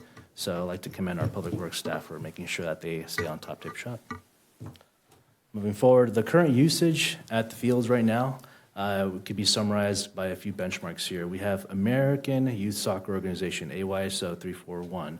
We have a little under 1,000 players. We have Santee Ravens Pop Warner, a little under 400. We have Santee Lacrosse, which is a little over 100. We have MyNFL Youth Football, which is a little bit under 500. Needless to say, these are all esteemed groups that have contributed some type of funds toward this project, so we're relatively pretty excited to be here and talk about this advantageous goal that we're trying to accomplish here. I'd be remiss if I didn't mention the Women's Soccer Club of Soccer, to also include on-the-clock sports and various adult field sport usages. So let's really talk about the meat and potatoes of this presentation. Engineering team was so kind enough to do an engineer's estimate. It came up in regards to a full conversion for synthetic to natural grass. We have an estimate of $2.8 million for that conversion. With that conversion also comes increased costs in the realm of maintenance to also include water, which is in the tune of $170,000 if we were to entertain that actual advantageous push. So this next bullet point, I like to just try to take my crack at being somewhat humorous during a council meeting and say, where soccer grows, nothing grows.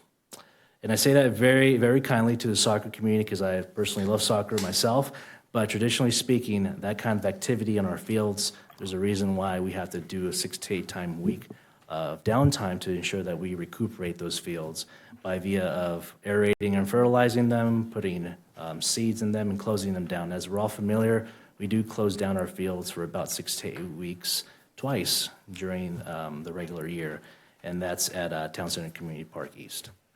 And obviously there is a loss in revenue of that downtime. So needless to say, this concept of synthetic versus natural grass, staff is favoring the synthetic avenue for this avenue.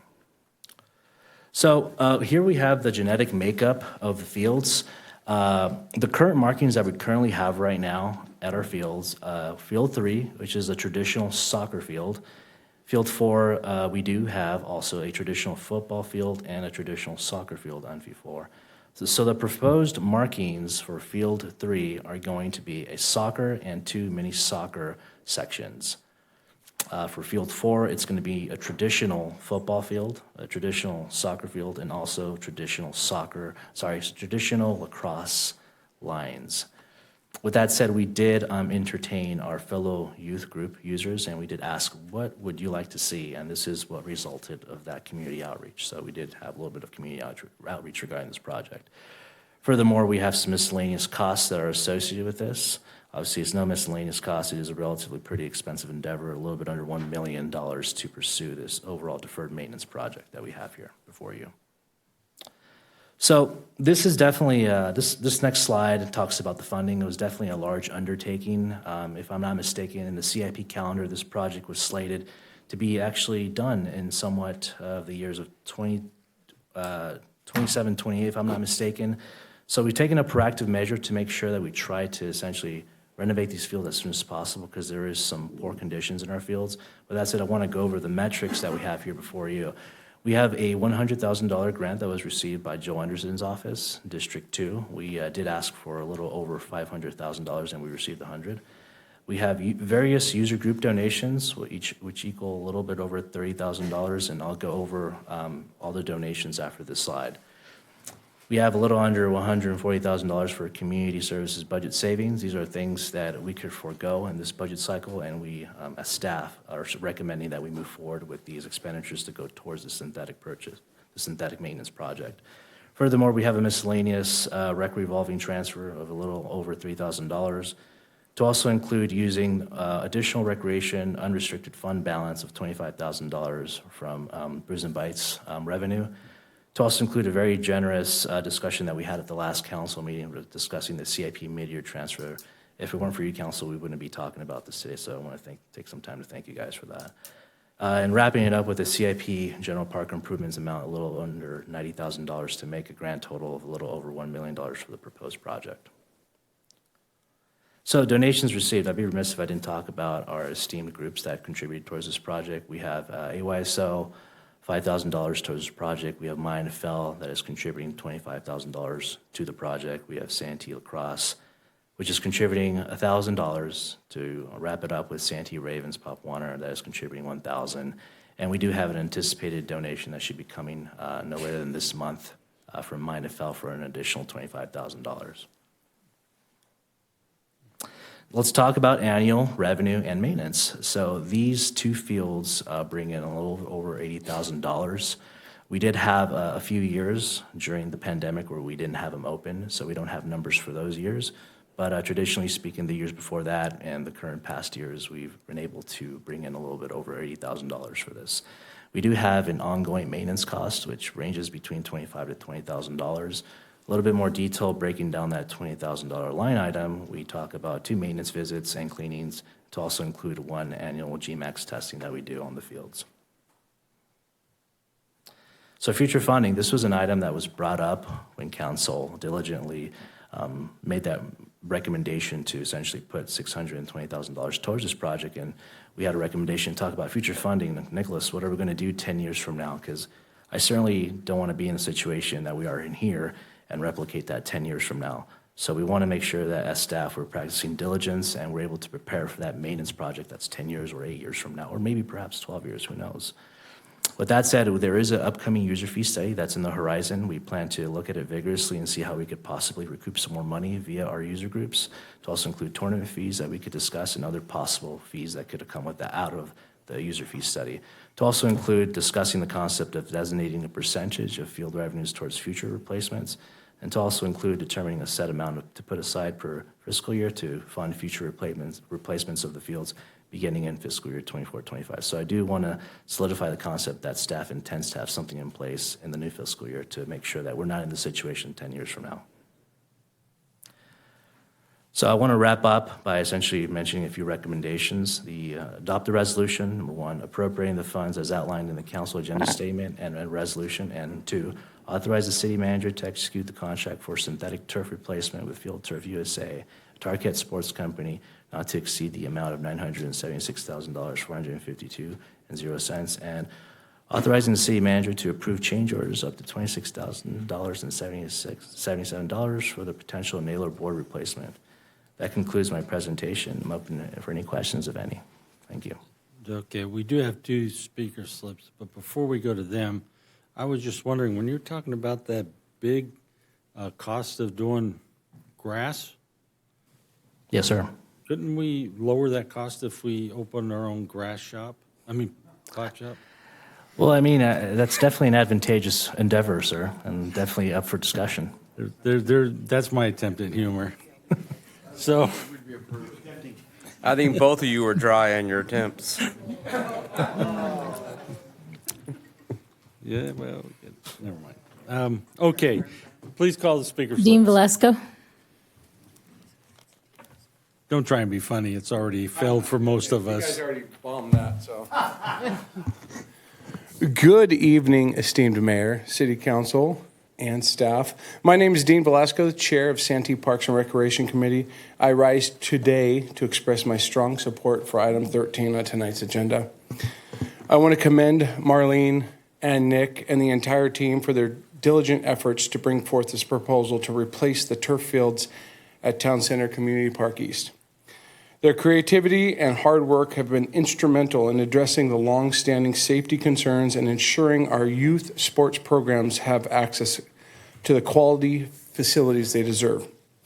Beyond safety, this project represents an investment in our community's health and well-being, providing a space for our youth to thrive, fostering community engagement, and promoting an active lifestyle. I urge each member of the council to join me in supporting this initiative. Let us show our commitment to the betterment of Santee by adopting staff's recommendation and moving forward with this recommendation. And my last line was, thank you for your time and consideration, but I'm going to add some. I really actively have been working with the Spark Committee and Nick on looking at the use of these fields. I know historically we've saved them for a lot of our youth sports here, and I think that's been great. But I think we need to look at our policies based on the usage of the fields. I know a lot of praise has been put on our Sportsplex USA, because those are our fields as well, and how much they bring to our city. And being a coach for 16 years here in Santee, and knowing a lot of the events and a lot of the activities that we have there that we don't allow there because we have a group of 10 kids playing in extra season soccer or something. I think we need to look at the usability study and actually create some policies for highest and best use for those fields. And that's something that I've been working with, and I've been talking with Nick and the community services staff on looking at highest and best use for the facilities. Because I think if we brought in some of these communities that want to have large soccer tournaments and such, and sometimes we tell them no because we have 10 kids out there on the all-stars for soccer. I think we have a huge plethora of fields throughout the city that we can maybe move and then allow some of these larger venues. We have one of the best sports facilities in Southern California, and I heard it for many years as I was running Riverwalk Grill out there. So I think we should look at the highest and best use for. Next speaker I have is Truth.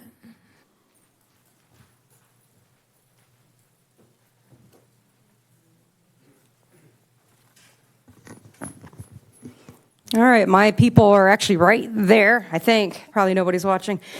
Or maybe Ron is my people, I don't know. All right. The fields were shut down during the artificial catastrophe based on lies that can only be remedied by saying the truth out loud.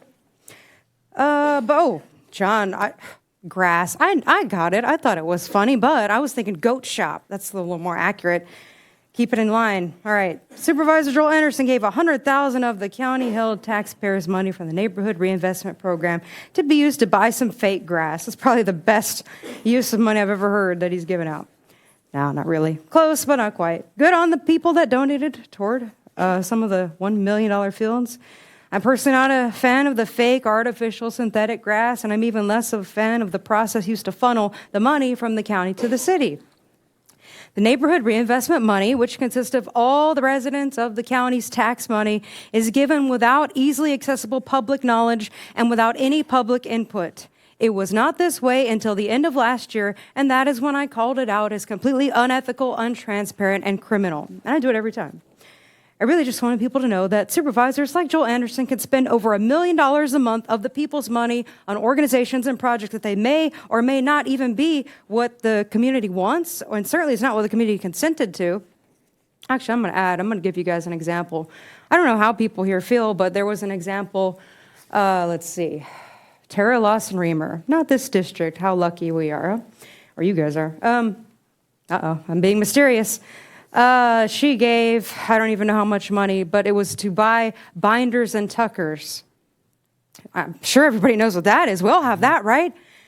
And of course, I made a joke. I said, that's not even available in the county bathrooms. You know, talk about inequitable, because you can get other products for free. Even men can, hygienic products. Anyways, let's see. My advice is next time ask Joel for $1 million so you can get closer to the 500,000. I think it's because Joel doesn't have an active lifestyle. He actually gets paid to scroll and eat all day long that he doesn't understand. It's kind of important for children. But anyways, thank you for the report with less money, but full of meat and potatoes.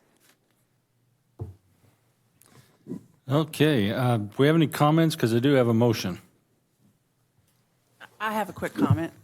I want to thank staff for meeting with me on Monday to go over this particular topic in more detail. I did ask them to provide the cost analysis of, we already knew synthetic turf, the cost there, but to show the cost of grass and the maintenance annually on that, so we could, really the community could see that analysis as well. And then we did dig a little deeper in the quality of the synthetic turf that we're looking to purchase here and the process related to that. And Nick, if you wouldn't mind sharing the standard that you suggested. Yes, council members. So all the material that we're actually going to be getting, it's all lead-free, it's metal-free, it's some of the best quality material that money could buy. So, what was that? European standard? Yes, ma'am. European standard is actually more distinguished than American standard, so it's the best money. It's the best type of field that money could buy at this time. All right, I got a couple questions for Mr. Chavez. So you said that we got 80,000 in revenue come in annually off those fields, but only 20,000 in maintenance. So what does the $60,000 difference go towards annually? The $60,000, the difference, well, it actually goes back to the general fund. Okay. And then community services budget savings. Yes, I do have a list to talk about. What are we cutting? Because if we're cutting something out of the community services, I'm afraid, what are we cutting? Are we losing services to our community? Absolutely. I could definitely go over that right now. Okay. So we do have a duct clean that was scheduled to take place. We could forego that and essentially do it in the following fiscal year to clean our ducts here at City Hall. Okay. We had some advertising that we had some left over. That wasn't a significant chunk. We had some custodial services that were also siphoning from there. It's about $800, which is not a large amount. We had some repairs and grounds that we had some extra funds in there that we were going to be foregoing for this project. We have some trail maintenance as well and supplemental maintenance to also include the concept of synthetic field maintenance. So that's something that we're actually not going to be doing because we're doing this project. It's going to forego the maintenance for that 1 year. We have stormwater and stormwater trash basket cleanings, expert consulting services, which topped out at about $15,000 that we're using. And we reduced our graphic artist management services to also include stormwater expert and consulting services. So that amount ranged for a little under $164,000. So obviously I'm talking to staff here or asking staff's professional opinion because but some of those things worry me a little bit that we're deferring these things. So Carl, I'm going to ask you about the storm drain cleanings. That's really falls into your, it's his department, but. Well, we've committed to stormwater cleaning, so I've been leaving it up to the staff to go through, and they do an annual report for us. They go and investigate them all. And, I guess it's been determined that those cleanings aren't necessary at this point. Also, so we've been doing them in-house. So for the past 2 years, we've been doing it in-house. I know PSD has been doing a diligent job to install more of those. Once we reach that benchmark, we will start tapping into that money. And then can you elaborate on the trail maintenance item that you mentioned? Yes, this is just an item that we have for any lodgepole repairs, graffiti, large trash that's in our trail system. This is where the money comes from. How much was that? The trail? Trail.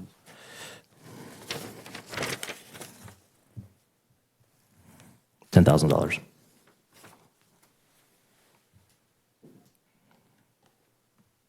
Thank you.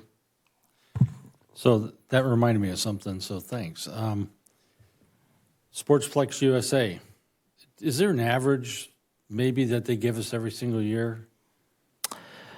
Yes, there is an average. I believe that average, if I'm not mistaken, is a little around the $300,000 range. perhaps Heather maybe could comment on that. $300,000. Okay, where does that money go to? Goes to the general fund. General fund. Rob, you remember back when we started all that, and I think at that time we were talking about, because we were going to get so much money off of that, we'd be able to take some of that money and put towards other park maintenance. Do you remember that conversation? Yeah. Okay. Well, so. Now it goes to our general fund that's being used to balance our annual budget under the general fund. No, so. I get that. But yes. So where I'm going with that is that if you took that, $60,000 that was left over from regular maintenance and stuff after we could make the $80,000, and you could take a portion of the, let's say, $40,000 of the 300, and you can restrict that to a savings plan for in 10 years, you'd pretty much have your $1 million, or who knows what the cost would be in 10 years. That would be a great savings plan. Anybody agree with that? Or? Wasn't there, I swear that there actually was a fund. There was a fund already set aside for this. They ended up getting taken from this and utilized for something else. But there were funds for this. That's an astute assessment, sir. So staff diligently came up with the concept of setting aside $100,000 every year at year 2010 to get this project done. But due to development projects such as Mass Park, trail projects, they pretty much got eaten up. Okay, so the funds that were earmarked for the replacement of these fields got taken and put into something else that was underfunded? That is correct, sir. So time to refund it then, right? We were there. They were already doing it. Just those funds got stolen and put into something else. Okay, that's a little bit of a different topic. So what we probably should do is vote on this and then give direction for staff if we want to do something to come back later on to talk about that. Is that right, Sean? I'll second the motion. There we go. Okay, I have a motion and a second. Let's please vote. You never know what's going to come up when you start. Motion carries unanimously. Great. Then what I would like to see, and I'll talk to you more about it later on, Marlene, I'd like to see us bring back something to council to revisit that appropriation to get an annual appropriation to make sure we have funds to cover this kind of stuff. Mr. Mayor, I think we'll work on that and bring that forward with the budget process this year so it'll start going into place in 24, 25. But remind me so that we can talk about it later offline. Certainly. Thank you. All right. Okay, that takes us back to the second non-agenda public comment. Speaker slips? No speakers, sir. All right, then. City council reports. Let's go to Ron. Laura? Do you need more time? I'm good. Well, I wasn't at the transfer care meeting, but didn't they talk about the community, basically to let people know the appropriate times to call 911? Yeah, they're in the back, actually, there's they're going to have a meeting that talks about when to call 911 and when not to, and so on and so forth. We did get some stats in which I'll send. I didn't have them handy, unfortunately, but we're doing really good here in Santee about getting the patient up to Grossmont and then transferred in. There's not a lot of them that actually go to Grossmont. Most patients go from the fire department, seem to go to Memorial. But we actually, I'm looking at you because I didn't remember that, but it was under 30 minutes most of the time. So that was good. Good.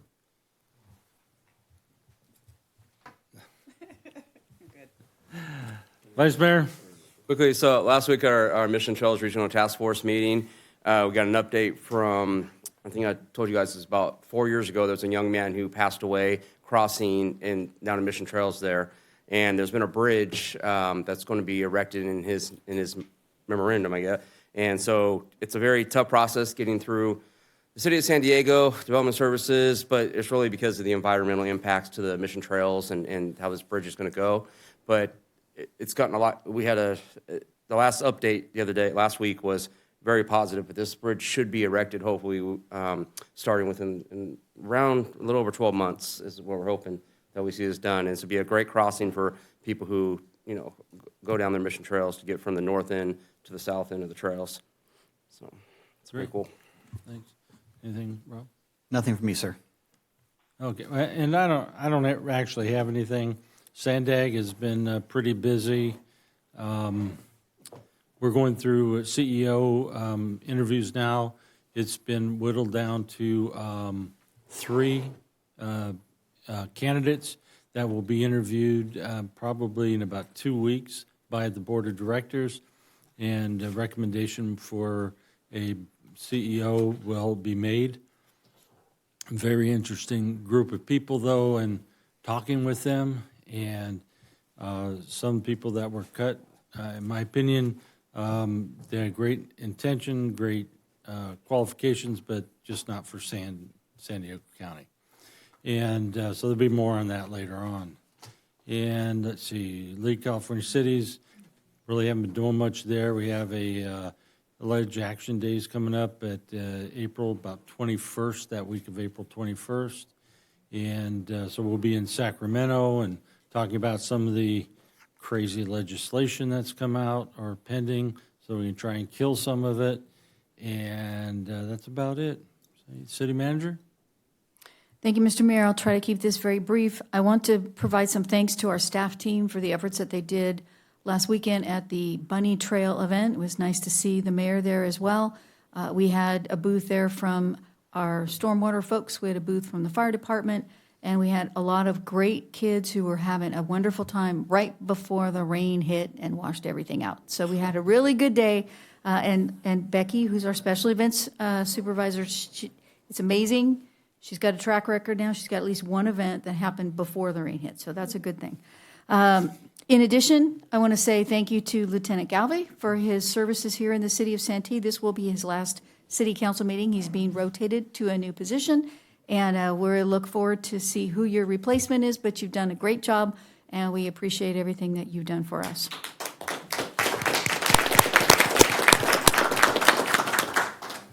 And then just to close out, ladies and gentlemen, there was a Santee Day, a tree planting event scheduled for this Saturday. Due to the weather forecast, that event has been canceled. However, never fear, there is another event to take place on April the 6th. We have a cleanup day and shred event here at City Hall on April 6th from 8 o'clock to 12 o'clock. And if you're a resident of Santee, please bring some evidence of residency so you can drop off all of your trash and get your old documents shredded. And that's all I have for tonight, so thank you very much. Great, thank you. City Attorney? Nothing really to report. I did provide the council with notification that the Supreme Court issued an important decision about social media and elected officials, and encourage you just to take a look at that case. Great, thank you. All right, then. We have no closed sessions tonight, so, wow, 8:37, meeting stands adjourned.